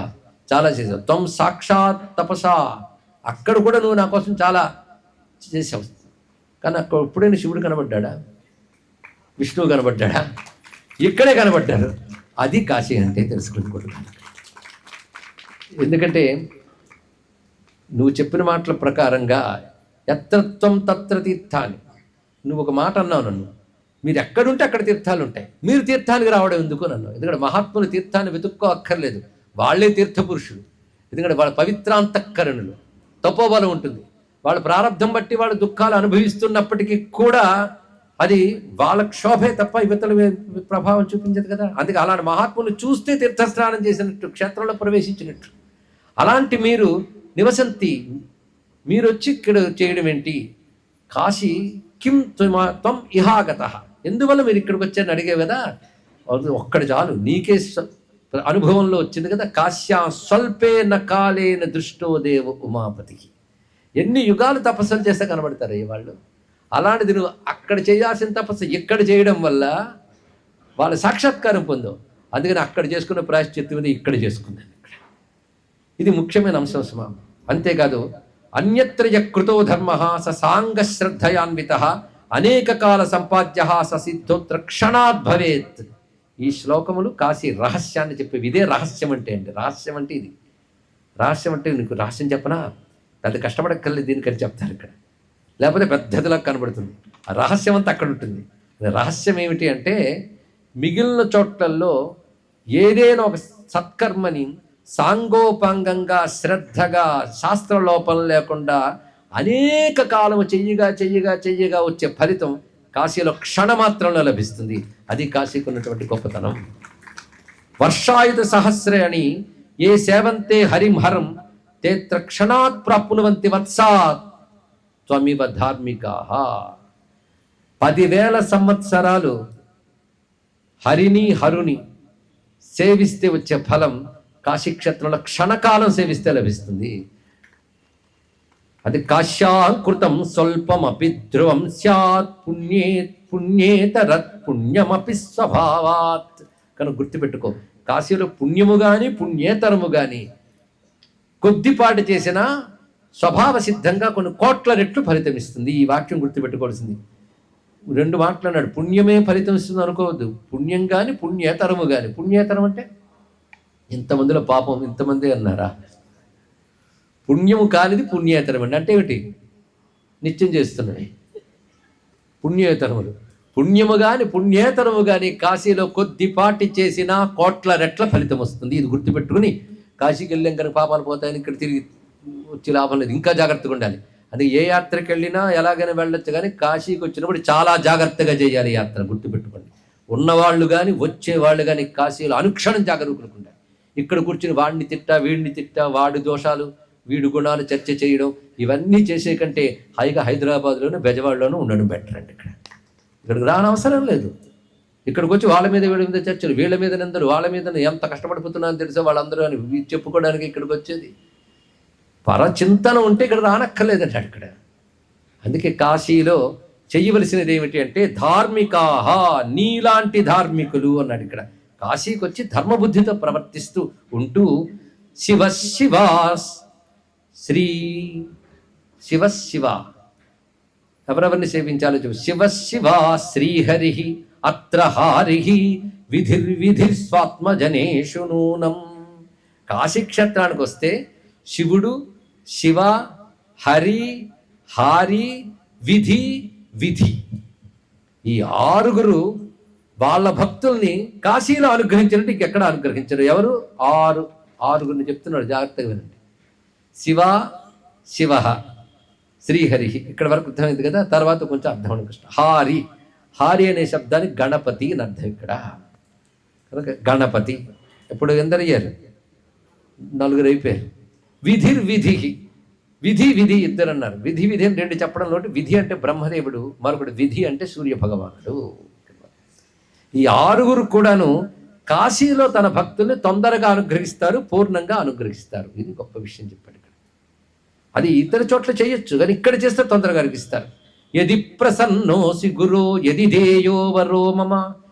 ఇలాంటి కాశీక్షేత్రంలో నువ్వు ఇంత సేవ చేసుకున్నావు గనక ఇప్పుడు నేను నీకు వరం ఇస్తాను ఏదైనా కోరుకున్నాడు. శివుడు కేశవుడు అడిగితే మాత్రం ఊరుకున్నాడు, కానీ ఇప్పుడు ఈయన అడిగితే కోరుకోవాలి కదా. ఏమిటంటున్నాడంటే, మీరు చెప్తుంటే నాకు ఒళ్ళు పులకిస్తోంది, ఇలాంటి గొప్ప చోట ఉన్నానా అన్నాడు. ఇది తెలియాలండి. ఎందుకంటే కాశీ నియమాలు కొన్ని చెప్పారు. కాశీ నియమాల్లో ఒక ప్రధాన నియమం ఇప్పుడు చెప్పుకుంటున్నాం. ప్రతిరోజు కాశీ మహిమ విని తీరాలి. కాశీ నియమాలు ఇది ఒకటి తెలుసుకోండి. అది వినడం వల్ల కాశీవాస ఫలం లభిస్తుంది. ఎందుకంటే నువ్వు ఉన్న చోటు విలువ తెలిస్తే నీ శ్రద్ధ దాని మీద పెరుగుతుంది. ఇది ముఖ్యం. ఎందుకంటే అందరికీ కనబడేది కాశీ, మనకి ఇదే కనబడుతుంది. అవునా లేదా? ఇక్కడ దొంగతనం చేయడానికి వచ్చిన వాడికి, యాత్ర చేసిన వాడికి ఒకే కాశీ కనబడుతుంది. అవునా లేదా? మరి వీడికి లాభం ఏంటి, వాడికి నష్టం ఏంటి చెప్పండి ఇక్కడ. అంటే వాడికి లేనిది వీడికి ఉన్నది శ్రద్ధ. అది ఇక్కడ. అంటే ఇది కాశీ అని, పవిత్రమని, విశ్వనాథపురి అని, ఇది మనం తరింపజేస్తుంది అని శాస్త్రములు చెప్పేయి అనే భావం ఉంది కదా వాడికి. అది దాని పేరు శ్రద్ధ. అందుకే అది తేడా. అదే శ్రద్ధ కలిగినటువంటి వాడికి చెప్పాలి. అందుకే ఒళ్ళు పులకించిపోయింది ఒక్కసారి. ఆనందం అంటున్నాడు, నిజంగా నువ్వు నాకు వరం ఏదైనా ఇస్తానంటే నువ్వు కాశీ మహిమ గురించి చెప్పవయ్యా, అదే వరము నాకు కాదు. అంటే ఇంత తపస్సుకు ఫలంగా కాశీ శ్రవణం అడిగాడు అంతే. అంటే ఎంత కోరుకోవలసిన వరమో చూడండి. మనం ఏ తపస్సు చేసామో కానీ అడగకుండానే దొరికింది కాశీ గురించి వినే భాగ్యం మనకి. ఎందుకంటే కాశీ గురించి వింటే చాలు జన్మ చరితార్థం, మరి ఇంకేం చెప్తాం. అటువంటి భాగ్యమైనటువంటిది. అదే సత్యమేవ త్వయా ప్రోక్తం ఆశ్చర్యం సర్వదా తత్. నువ్వు చెప్పిన మాట సత్యము ఆశ్చర్యము 2 ఉన్నాయి ఇక్కడ. ఎంత సత్యమో అంత ఆశ్చర్యం. ఎందుకంటే జన్మలెత్తి యజ్ఞయాగాది తపస్సు ఇన్ని చేసినా పోని పాపములు దొరకని దేవతానుగ్రహం కాశీని ఆశ్రయిస్తే దొరుకుతుంది. అంటే అంతకంటే ఆశ్చర్యం ఏముంది? పైగా ఇది నిజమా అని శంకించకూడదు. అది సత్యం. సత్యం ఆశ్చర్యం. ఆశ్చర్యం అంటే క్వశ్చన్ మార్క్ కాదండి, అద్భుతం అనిపించాలి ఇక్కడ. అది సత్యము ఆశ్చర్యము రెండు ఉన్నాయి. అందుకే అన్యత్ర బహుకాలేన స్వధర్మై సత్కృతైరపి విష్ణురుద్రో న దృశ్యోతౌ. మీరు మాటి మాటికి నాకు జరిగిన అనుభవమే మీరు చెప్పినట్టు అనిపిస్తాను. నాకు సులభంగా ఇద్దరు దర్శనం అయిపోయింది, ఇంకేముంది? కారణం కాశీ యొక్క మహిమ అని చెప్తూ కాశ్యాం పాపైశ్చాదయంది. ఇక్కడ గురువుగారు ఇప్పుడు చెప్పడం మొదలు పెడుతున్నారు. ఇక్కడి నుంచి మహిమ ప్రారంభమవుతోంది. వినవలసినటువంటి అద్భుతమైన అంశం. విష్ణువు రుద్రుడే కాదయ్యా, సర్వదేవతలు అనుగ్రహించే చోటు ఇది. అంటే పరమాత్మ ఇప్పుడు ఒక్కడే. నువ్వు ఆయన్ని ఏ రూపంతో ఉపాసన చేసినా అది సిద్ధించుకోవాల్సిన చోటు మాత్రం కాశీ. ఇక్కడ విష్ణు భక్తుడివైనా కాశీలో విష్ణువుని ఉద్దేశించి సాధన చేయి, విష్ణు అనుగ్రహం శీఘ్రంగా లభిస్తుంది. శివభక్తుడివైనా అంతే, శక్తి భక్తుడివైనా అంతే. కానీ ఏ దేవత అనుగ్రహం లభించాలన్నా కాశీ గొప్ప సారవంత క్షేత్రం ఇది. ఎందుకంటే విత్తనాలు వేస్తే సారవంతమైన క్షేత్రం ఎలా మొరకెత్తుతాయో కాశీలో చేసిన భగవత్ సాధన అద్భుతమైన ఫలితమిస్తుంది అని చెప్తూ కాశ్యాం పాపైశ్చాదయంతి స్వదృష్టిం నరాధమ. అయితే కాశీకొచ్చి కూడా కొందరు కాశీ మహిమ ఆనదు. ఎందుకంటే కళ్ళు ఉన్నప్పటికీ కూడా రోగం సోకితే ఎలా దృశ్యం కనబడదో, పాపం అంటిన మనస్సుకి కాశీ విలువ తెలియదు. కాశీకి వచ్చిన కాశీ విలువ తెలియదు. ఒకటే మాట చెప్పాడు ఇక్కడ. అదే కాశ్యాం పాపైచ్ఛాదయంతి స్వదృష్టిం ఏ నరాధమాహ. కనుక నరాధముడిని ఎవరిని అనాలంటే ఎవడి యొక్క మనోదృష్టిని పాపం మకిల్లా అంటుకుంటుందో వాడు కాశీ విలువ తెలుసుకోలేడు, వాడు నరాధముడు. అదే కాశ్యాం స్థితోపి, కాశీలో ఉండు కూడా విశ్వేశ్వరుడు చూడలేకపోతున్నాడు అంటే వాడు నరాధముడు కాకేమిటి? అంటే కాశీలో విశ్వేశ్వరుడు ప్రత్యక్షం. అవును, నేను వచ్చాను, ఇంతవరకు విశ్వనాథ ఆలయానికి వెళ్ళలేదంటే అది కాదు. కాశీలో విశ్వేశ్వరుడు ఉన్నాడు, అడుగడుగున ఉన్నాడు, ఒక చోట ఒక ఆలయంలో కాదు. కానీ నీకు అనుభవానికి రాలేదు, ఎందువల్ల? ఇది గొప్ప మాట అండి, మామూలు ప్రశ్న కాదు ఇది. కాశీలో విశ్వేశ్వరుడు ఉన్నానన్నారు, నాకు అనుభవానికి రాలేదు. ఎందుకు రాలేదు అంటే మంచి ఉపమానం చెప్పాడు ఇక్కడ. పాపైచ్ఛాదయంతి, పాపముల చేత కప్పబడిపోయినటువంటి వాడికి విశ్వేశ్వరుడు ఎలా అనుభవానికి వస్తారయ్యా? ఎదురుగా మహాత్ముడు మీకు ఎదురుగా కనబడ్డా మీరు కంబళి మొహానికి వేసేసుకుని కప్పేసుకున్నా కనబడలేదు అంటే తప్పెవరిది? కంబళిదా ఆయిందా? కప్పుకున్నవాడిది, అంతే కదా. కానీ కంబళి కప్పుకున్నవాడికి ఎదురుగా మహాత్ముడు కూడా కనబడ్డు పాపం అంటిన మనస్సుకు విశ్వేశ్వరుడు అనుభవానికి రాడు, అది తెలుసుకో. అందుకే కాశీకి వచ్చాక కూడా అది కడుక్కునే పని చాలా చేయాలి, చేస్తే తొందరగా ఫలిస్తుంది, దానికి తగ్గ పని చేస్తే. అందుకే కాశీకి వచ్చి ఈశ్వరానుగ్రహం కోసం తప్పించిపోవాలండి. మనం వచ్చేటప్పుడే తిరుగు ప్రయాణ టికెట్ కూడా వేసుకుని జాగ్రత్తగా వస్తాం. ఇక్కడెక్కడ ఏమేమి భోజనాలు ఉన్నాయో మేము జాగ్రత్తగా చూసుకుని వస్తాం. యాత్రలు సులభంగా అయిపోవడానికి కావాల్సిన ప్రయత్నాలు వగేరాలు. కానీ ఆయన అనుగ్రహం కోసం ప్రయత్నించి వస్తున్నామా? ఆ తపనుందా? అది ఉంటే తప్పకుండా లభిస్తుంది. అందుకే ఇక్కడ ఉండి కూడా విశ్వనాథుడి అనుభవం రాలేదు అంటే వాడు నరాధముడు అంటారు సుమా. మహాప్రభావ మహతి మహాదేవ హరిప్రియ. ఇది మహాదేవ హరిప్రియ, మహాదేవ ప్రియ హరిప్రియ. అందుకే శివప్రియ కేశవప్రియ అయినటువంటిది ఈ కాశీ సుమ. చాలా అద్భుతమైన మాట అంటూ గురువు బోధిస్తున్నటువంటి కాశీ రహస్యం బోధ ఇక్కడి నుండి జరుగుతుంది. ఇందులో రెండు రకాలు. కాశీలో మనకు తెలియని విశేషాలు చెప్పడం మాత్రమే కాదు, కాశీలో మనం మెలగవలసిన పద్ధతులన్నీ ఇందులో చెప్తుంటాం. ఇలా ఉండాలి అలా ఉండాలి అని చెప్పడంలో రెండు ప్రయోజనాలు ఉన్నాయి. మనం ఇలా ఉండాలని నేర్చుకుని ఉంటాం. రెండవది వింటున్నంతసేపు అలా ఉంటున్న ఫీలింగ్ ఉంటుంది, అవునా లేదా అండి? ఇక్కడ అదొక సాధనట, అదొక విశేషమే. కాశీలో గంగా స్నానం చేయాలి పొద్దున్నే అంటే అప్పుడు పొద్దెక్కినట్టు మనం గంగలో స్నానం చేసినట్టు ఒక అనుభూతి వస్తుందా లేదా? అది కూడా ఒక సాధనే అన్నాడు ఇక్కడ. అందుకే శ్రవణం అన్నదే అది అన్నిటికంటూ గొప్ప సాధన అండి. మీరు మామూలుగా నడిచి తిరిగి చేసే సాధన కంటే శ్రవణం ఎందుకు గొప్పదవుతుందంటే నడిచి చూస్తూ ఉన్నప్పటికీ కలగని భావం శ్రవణం వల్ల కలుగుతుంది కనుక శ్రవణం ఇంకా దగ్గర చేస్తుంది ఈశ్వరుని. చూడండి ఎంత గొప్ప విషయం ఇక్కడ. అందుకే కాశీలో శ్రవణాన్ని మించిన సాధన లేదు. అదే ఎన్ని యజ్ఞయాగాది క్రతువులు చేసుకున్నా శ్రవణ యజ్ఞం జరగాలండి. లేకపోతే సౌనకాది మహర్షులు నైమిషారణ్యంలో అన్ని యజ్ఞాలు చేస్తున్నా సూత పౌరాణికుడు రాగానే మఠం వేసి కూర్చున్నారు అక్కడ. ఎందుకంటే ఆ యజ్ఞం అంతా ఒక ఎత్తు, నువ్వు చెప్పే యజ్ఞం ఒక ఎత్తు. నువ్వు కానీ చెప్పింది వినకపోతే చేస్తున్న దాని విలువ తెలియదు కదా. చేస్తున్న దాని విలువ తెలియడానికి వినాలి, వినడం వల్ల చేస్తున్నవి తొందరగా ఫలిస్తాయి రెండు. ఎందుకు శ్రద్ధ పెరుగుతుంది కదా. అందుకే అన్నీ ఎందుకు వినాలంటే శ్రద్ధ బలపడడం కోసం. ఎందుకంటే నీకు భగవంతుడి నుంచి మరిపించడానికి కావలసినంత ప్రపంచం ఉంది. భగవంతుడిని గుర్తు చేసే ప్రపంచం చాలా తక్కువ, తెలుసుకో. అక్కడ ఆ గుర్తు చేసే ప్రపంచం పేరే శ్రవణం, ఆ గుర్తు చేసేవాడి పేరు గురువు. ఇది తెలుసుకోవాల్సింది ఇక్కడ. కనుక భగవంతుడిని గుర్తు చేసేవాడు గురువు, మాటి మాటికి గుర్తు చేసేవాడు గురువు. ఎంత గుర్తు చేయాలంటే నీకు మరపులోకి వెళ్ళనివ్వకుండా ఉన్నంత గుర్తు చేయాలి ఇక్కడ అంటూ ఆనందపరచుడు చెప్తున్నాడు ఇక్కడ. ఇది శ్రద్ధగా విన్నవలసిన వాళ్ళ కోసం చెప్తుంది ఇక్కడ. ధన్యో శివస్స భద్రంతే యస్యతే మతిరిదృశి. కాశీ గురించి చెప్పు అని అడగడం కంటే గొప్ప భక్తి మరొకటి లేదు, అంతకంటే గొప్ప జిజ్ఞాస మరొకటి లేదు. నువ్వేదో బ్రహ్మ జిజ్ఞాసను వినుంటుంటావు, అధాతో బ్రహ్మ జిజ్ఞాస అని. అది ఎంతో, కాశీ జిజ్ఞాస కూడా అంతే, ఇందులో సందేహం లేదు. ఎందుకంటే బ్రహ్మం అంటే ఏమిటో, కాశీ అంటే అదే, తెలుసుకో. అంతేగాని కాశీ అంటే 2 అక్షరాల పేరు కాదు. బ్రహ్మము, బ్రహ్మం అంటే పరమాత్మ. బ్రహ్మము అనే మాట ఎంత బరువైనదో, ఎంత అర్థవంతమైనదో, ఎంత చైతన్యవంతమైనదో, కాశీ అనే 2 అక్షరాలు కూడా అంత చైతన్యవంతమైనది. ఇది తెలుసుకున్నాడు. ఈ ఒక్క మాట ఉన్నదండి, ఒక్కటి చాలు వాళ్ళ రాత్రంతా మిమ్మల్ని ఆలోచింపజేయడానికి. ఏది ఆలోచించే యోగం ఉంటే, లేదా ఆలోచించే బుద్ధి ఉంటే ఒక్కటి చాలు. ఏమని చెప్పాడంటే, కాశీ బ్రహ్మేతి విఖ్యాత యద్వివర్తో జగద్భ్రమ అవివర్తంత దేవాహు కాశీతి బ్రహ్మవాదిన. ఇది బ్రహ్మసూత్రంలో మొదటి సూత్రం ఎంత బలమైనదో, ఈ శ్లోకం మొత్తం అంత బలమైనది. ఇక్కడ ఒక్క శ్లోకంలో ఎంత పెట్టాడో, ఈ ఒక్క శ్లోకం మననం చేసుకుంటూ వెళుతుంటే చాలు. కాశీ బ్రహ్మేతి విఖ్యాత, కాశీయే బ్రహ్మము. బ్రహ్మం అంటే ఏమిటి? చాలా మందికి ఇది ప్రశ్న కదా. యద్వివర్తో జగద్భ్రమ, అక్కడ మళ్ళీ వేదాంతం వచ్చింది. దీన్ని బట్టి వ్యాసుడు హృదయం అద్వైతం అనేది ఇక్కడ అర్థమైపోయింది. ఇక్కడ శంకరుల సిద్ధాంతమే, శంకరులు కొత్త సిద్ధాంతమే లేదు, వ్యాస సిద్ధాంతమే. వ్యాసుడికి తనదంటూ సిద్ధాంతం లేదు, వేద సిద్ధాంతమే. అది తెలుసుకోండి. యద్వివర్తో జగద్భ్రమ. వివర్తవాదం అనొక వాదం ఉంది, వేదాంత శాస్త్రం వాళ్ళకి తెలుస్తుంది. అంటే క్లుప్తంగా చెప్తాను, కంగారు పడకండి.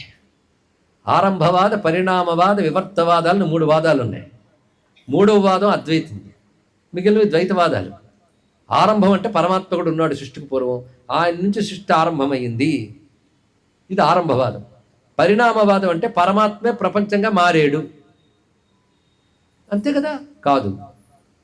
వివర్తవాదం ఏం చెప్తుందంటే, పరమాత్మ ఒకటి ఉండి తర్వాత ప్రపంచం వచ్చింది అని చెప్పడం కాదయ్యా.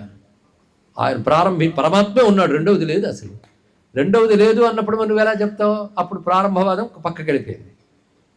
పరిణామవాదం అంటే అర్థం ఏంటంటే, పాలు పెరుగ్గా మారి, పాలు పెరుగ్గా మారినట్టు పరమాత్మ ప్రపంచంగా మారాడు కదా. బాగుంది ఇదేమైనా? పాలు పెరుగ్గా మారినప్పుడు మొదటి రూపం లేదు, పరమాత్మ ప్రపంచంగా మారిపోతే మరి పరమాత్మ లేడా? ప్రపంచ వికారం వచ్చిందా? అప్పుడు రెండవది తప్పు అయిపోయింది. మరి ఏం చెప్పాలి? ప్రపంచం ఉన్నట్టు కనబడడానికి ఆధారం పరమాత్మ, పరమాత్మను ఆధారం చేసుకుని ప్రపంచం కనబడుతుంది. పరమాత్మ తీసేస్తే ప్రపంచం లేదు, ప్రపంచం లేకపోయినా పరమాత్మ ఉంటాడు. అది తెలుసు ఇక్కడ. అది వివర్తం అనే మాట అంత. కానీ మనకు చిత్రం ఏంటంటే, పరమాత్మ యందు ప్రపంచం ఉంది, కానీ మన ప్రపంచం తప్ప పరమాత్మ కనిపించట్లేదు. అప్పుడు జగత్తు ఉన్నట్టు కనబడుతుందా లేదా? అలా ప్రశ్నిస్తారేంటండి, జగత్తే ఉందని తిడతారు కూడా మీరు నన్ను కాసేపు అయింది. ఒకవేళ శ్రద్ధగా వింటే కనబడుతుంది కదా జగత్తు అంటే.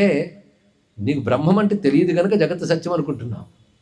జగత్తు భ్రమ, జగద్భ్రమ యద్వివర్తో అన్నాడు ఇక్కడ. లేని జగత్తు ఉన్నట్టు కనబడ్డానికి కారణం ఎవడు ఉండడమో వాడే శివుడు. ఒక్క మాట చూసుకోండి, మళ్ళీ నేను తెలుగులోనే చెప్తాను. లేని జగత్తు ఉన్నట్టు కనబడ్డానికి కారణం ఎవడో వాడిని బ్రహ్మం అంటారు. బ్రహ్మసత్యం జగన్మిథ్య అని మాట విన్నారు ఎప్పుడైనా? అదేనండి. కానీ జగత్తే సత్యం అనిపిస్తుంది. జగత్ సత్యం అనిపించడానికి కారణం ఏమిటి? జగత్తా? కాదు, ఆయన తెలియకపోవడానికి కారణం ఏంటి? అజ్ఞానం, మరొకట్లేదు ఇక్కడ. కనుక ఆయన ఆధారంగా ఉన్నాడు, దాని మీద జగత్తు ఉంది. ఇది ఎలాగో అంటే, దీన్నే రజ్జు సర్ప భ్రాంతి అంటారు. చెప్పకపోతే అది అర్థం కాదని శంకరులకు కూడా తెలుసు. తాడుని చూసి పాము అనుకున్నారు. పాము అనిపించడానికి కారణం ఏంటి చెప్పండి? బ్రహ్మ అన్నారు, తాడని లేదు. పాము అనిపించడానికి కారణం ఏమిటి? నీ భ్రమ. కానీ తాడే లేకపోతే పాముని అనిపించదు కదా. కానీ భ్రమకైనా ఆధారం ఏంటయ్యే? తాడే కదా.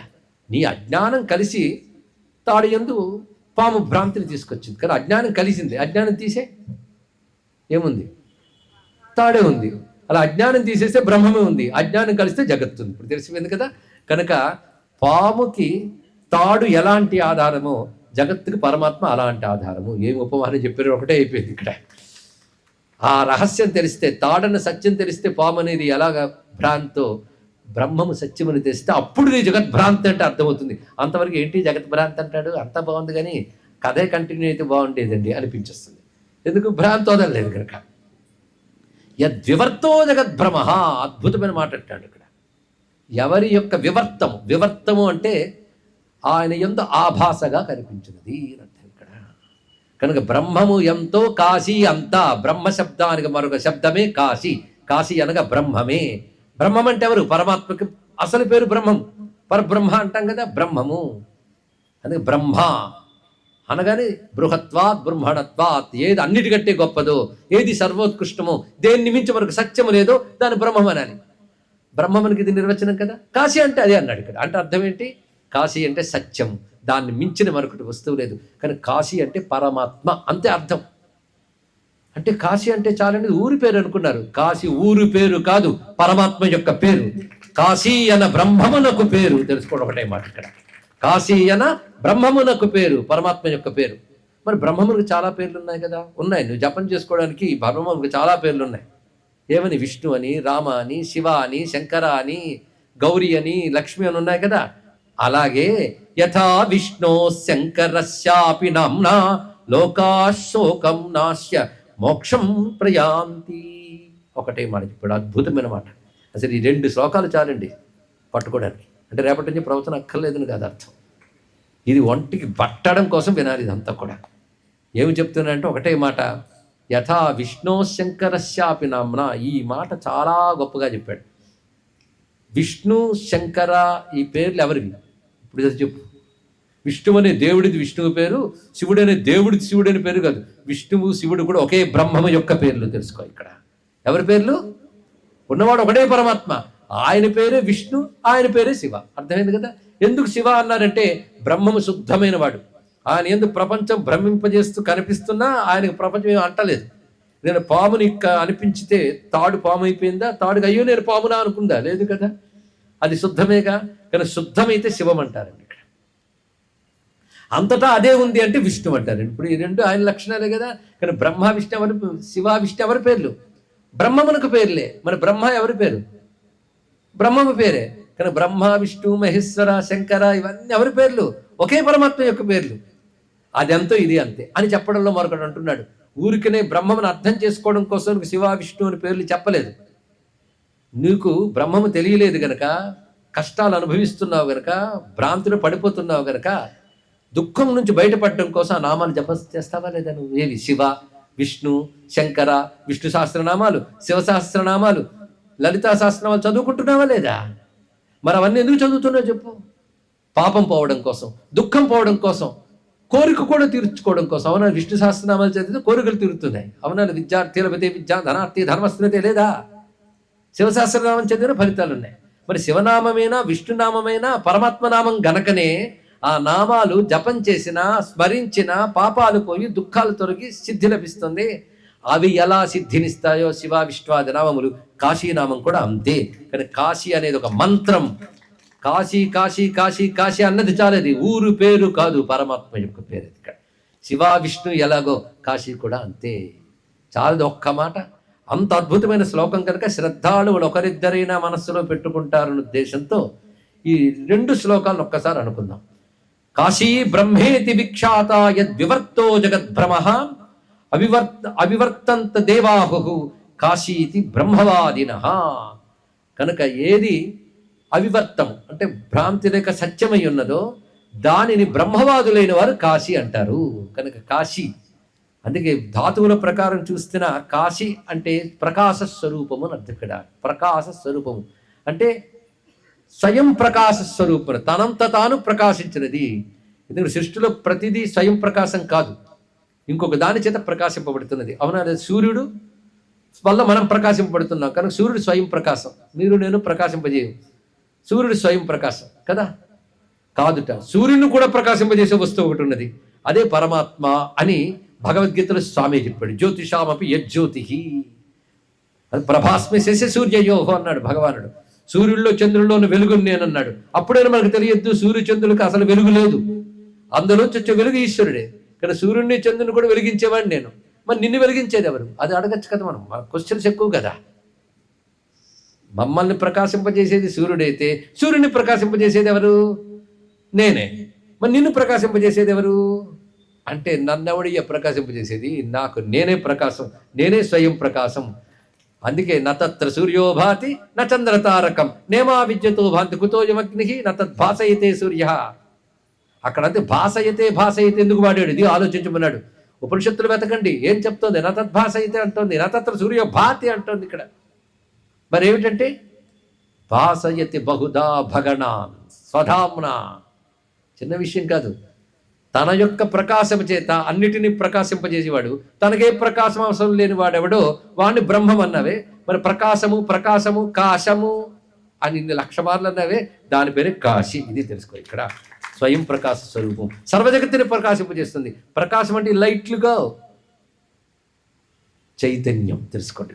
ఇక్కడ ఎన్ని లైట్లున్నా మన అసలు చైతన్యం లేకపోతే అవి ఏ వెలుగు లేదు. కనుక ఇక్కడ ప్రకాశింపజేయ వస్తువు అంటే చైతన్యము అని అర్థం. ఇక్కడ కనుక చేతనములు చైతన్యము పొందినవి చేతనములు పొందవలసింది కాకుండా తానే చైతన్యముగా ఉన్నదేదో. కనుక పరమాత్మకి అసలైన పేరు కాశీ. కనుక కాశీ అనేది పరమాత్మ యొక్క ప్యూర్ నేమ్, శుద్ధనామం అండి. ఇక్కడ ఇప్పుడు కాశీ అని గారి పేరు భావమే మారిపోయించింది. ఇక్కడ ఇక వ్యవహారంలోన వారణాసి నదులు ఇన్ని వ్యవహారం కోసం చెప్తావు. కానీ కాశీ అనేటటువంటిది అటువంటిది. అయితే శివునికి నామాలు విష్ణునామాలు ఎంత మహిమాన్వితములు, కాశీనామాలు కూడా అంత మహిమాన్వితములే. ఏంటి? అవిముక్తము, ఆనంద కారణము, వారణాసి, రుద్రగేహము, మహాశ్మశానము, ప్రతి పేరు మధురమే. తెలుసా నీకు? ఆ పేర్లన్నీ జపం చేసుకో. మహాశ్మశానం అదొక నామం, వారణాసి మరొక నామం. ఎంత దివ్యమైనది! ఎందుకు? వాటికి ఈ అర్థం పరమాత్మ వైపే అర్థం ఉన్నది. వారణాసి అనే రెండు నడుల నడుమ ఉన్నది అనే కాకుండా పరమాత్మ వైపు దానికి అర్థం ఉన్నది. బాహ్యంగా చూస్తే అలా చెప్తాం. వాడు పేరు పెట్టి రీసెర్చ్ చేసి కాశ కుశవాళ్ళు గడ్డి పువ్వులు ఉంటాయి తెల్లవి, అవి గంగా తీరంలో ఉన్నాయి కనుక దీని పేరు కాశీట. ఆ గడ్డి పువ్వులు ఎక్కడైనా ఉంటాయా? పనికి వాళ్ళని రీసెర్చ్లు అంటే ఇవే ఇక్కడ. కనుక కాశీ అనగా ఇప్పుడు ఏమైంది? పరమాత్మ యొక్క పేరు కాశీ. ఏది స్వయం ప్రకాశ వస్తువో అది కాశీ అని చెప్తూ అలాంటి కాశీ విషయంలో తర్వాత మాట చెప్తున్నాడు. యథా విష్ణో శంకరస్యాపి నామ్నా లోకాశోకం నాశ్య మోక్ష ప్రజాంతి వారాణస్యా నామ గృహ్ణన్ విశేష తీర్త్వా మృత్యుజేత స్వయం స్యాత్.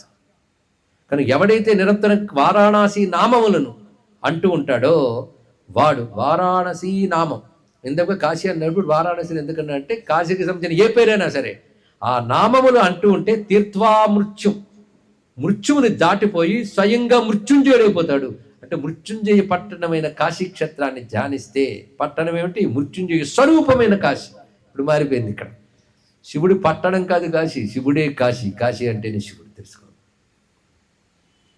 ఎవడైతే కాశీని ఆశ్రయిస్తాడో వాడు మృత్యుంజయుడు అయిపోతాడు, వాడు శివుడే అయిపోతాడట. అంటే శివోహం అనే స్థితికి చేరుకుంటాడు సుమా అని చెప్తూ తీర్థాని సంతి వివిధాని ఫలప్రదాని కామప్రదాని ధనధాన్య సుఖప్రదాని జీవన్ వివేక సుఖమాప్య సుఖేన తీర్థ్వా కాశ్యాం భవాన్నవమతో పరిపశ్యతి స్త్వం. చాలా విశేషం అన్నమాట చెప్పాడు ఇక్కడ. అనేక తీర్థక్షేత్రాలు చేస్తే పాపాలు పోతాయి, అభీష్ట సిద్ధులు వస్తాయి, పుణ్యలోకాలు వస్తాయి. కానీ చిత్తశుద్ధి మోక్షం రాదు సుమా అన్నాడు. అంటే దీన్ని బట్టి తీర్థయాత్రలు చేస్తే రాదు సుమా అని కాదు ఇక్కడ అర్థం. మిగిలిన తీర్థయాత్రలు శ్రద్ధగా చేయాలి, చాలా నియమంగా చేయాలి. అవన్నీ చేస్తే చిత్తశుద్ధి మోక్షము వస్తాయి. కానీ కాశీలో ఆశ్రయిస్తే చాలయ్యా, నువ్వు ఎలాగున్నా సరే కాశీలో శరీరం త్యజించితే వాడు ముక్తి ఇచ్చేస్తున్నాడు. ఇతర తీర్థాల్లో అన్ని చేస్తే కానీ రానిది, అన్ని చేసినా రానిది ఇక్కడ లభిస్తుంది. అది కాశీ యొక్క గొప్పతనం సుమా. అందుకే కాశీ ప్రత్యేకత, ఈ సూక్ష్మం చాలామందికి అర్థం కాదండి. అన్ని క్షేత్రాల కంటే కాశీ గొప్పది. ఆ ఏ క్షేత్రం గురించి చదివినా అదే చెప్తారు, దీన్ని మించింది లేదని. కానీ ఇక్కడ రహస్యం ఏమిటి అంటే ఇతర తీర్థాల్లో ఈ సాధనలన్నీ చేస్తే నీకు అభీష్ట సిద్ధులు అన్నీ లభిస్తాయి. కానీ అక్కడ అంత శ్రద్ధగా చేస్తే చిత్తశుద్ధి రావచ్చు. కానీ ఆ శ్రద్ధ లేకపోయినప్పటికీ కూడా భగవత్ సాధన చేస్తే నీకు చిత్తశుద్ధి మోక్షం లభిస్తుంది. ఎందుకంటే సహజంగా ఇది ఉంది ఇక్కడ, అంతే కదా. ఇంకోటి చోటకి వెళ్తే నువ్వు కట్టె రగిల్చుకుని మంట పెట్టుకోవాలి, మండుతున్న చోటుకు వస్తే నువ్వు కట్టె రగిల్చుకోనక్కర్లేదు, అక్కడ జ్వాల ఉంది. అది కాశీ అంటే తెలుసుకో ఇక్కడ అంటూ మహానుభావుడు వివరిస్తున్నాడు. ఎంత పరవశంగా ఒక్కొక్క విషయం చెప్తున్నాడు. వాసక్కాశ్యాం సజ్జనానాం ప్రసంగా గంగా స్నాన పాపకర్మారుచిశ్చ పుణ్యే ప్రీతి స్వేచ్ఛయా లాభ సౌఖ్యం దానం శక్త్యాన ప్రతిగ్రాహ్య మాత్ర అష్టావేతే యస్య సంచేవ యోగా యోగాభ్యాసైస్తశ్చ కిం కాశికాయాం. ఈ శ్లోకం మరొక రహస్యం. కాశీ రహస్యంలో ఈ శ్లోకం గొప్పది, ఈ శ్లోకం గొప్పది అని ఎందుకు చెప్తున్నాం అంటే వాళ్ళు గొప్ప శ్లోకాలు ఇక్కడ చదవడం జరుగుతుంది. మిగిలిన శ్లోకాలన్నీ కథారూపంలో మాటల్లో చెప్పేస్తున్నాం, గొప్ప శ్లోకాలు మాత్రమే ఇక్కడ చెప్పుకోవడం జరుగుతుంది. అష్టాంగ యోగాను మీరు వినుంటారు, తెలుసు కదా, తెలుసు. ఏది చెయ్యడమా, చేసామా? అష్టాంగ యోగం లిస్ట్ చెప్పమని తడుముకోకుండా చెప్తాం, ఎందుకంటే ఇదివరకు ప్రపంచంలో నోట్స్ రాసుకున్నాం. యమనియమాసన ప్రాణాయామ ప్రత్యాహార ధారణ ధ్యాన సమాధి అష్టాంగ యోగములు కదా. అందులో ఒక్కడ అర్థమైతే చేసేటప్పటికి అయిపోతుంది జీవితం. అంత అష్టాంగ యోగం చేస్తే కానీ బయట సిద్ధి రాదు. కాశీలో ఆ అష్టాంగ యోగం కాదు, మరొక అష్టాంగ యోగం ఉంది. 8 అంగములు.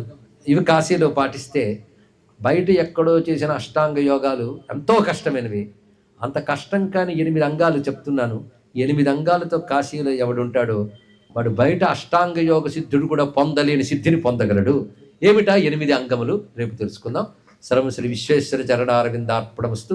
చిన్న చిన్న విశేషములు ఏమిటంటే శ్రద్ధాళువులు చాలా మంది వస్తున్నారు. నిద్రాళువులు మాత్రం మొదటి వరుసల్లో కాకుండా వెనక వరుసల్లో కూర్చోండి. కేవలం శివుడిపై శ్రద్ధ ఉన్నటువంటి వారు కూర్చోండి, అన్యద భావించవద్దు. ఇది కొంచెం సీరియస్గా చెప్తున్న సబ్జెక్ట్ శివరహస్యం. వాక్యములని చాలా విశేషములైనవి. సర్వం శ్రీ విశ్వేశ్వర చరణారవిందార్పణమస్తు. కాశీక్షేత్ర నివాసాయ కామితార్థప్రదాయినే విశాలాక్షి సమేతాయ విశ్వనాథాయ మంగళం. 33 కోటి దేవతా సహిత గంగాన్నపూర్ణాంబికా సమేత కాశీ విశ్వేశ్వర స్వామికి. సరిపోలే, నేను ఎన్నోసార్లు కాశీలో ప్రవచనాలు చెప్పాను కానీ అక్కడెక్కడ కనబడి ఉత్సాహం నాకు ఇక్కడ కనబడలేదు మాత్రం చెప్తున్నా. ఏది ఆ శ్రద్ధ, ఏది ఉత్సాహం, ఏది? శ్రీ కాశీ విశ్వేశ్వర స్వామికి, శ్రీ కాశీ విశ్వేశ్వర స్వామికి, శ్రీ కాశీ విశ్వేశ్వర స్వామికి. నమః పార్వతీ పతయే హర హర మహాదేవ్.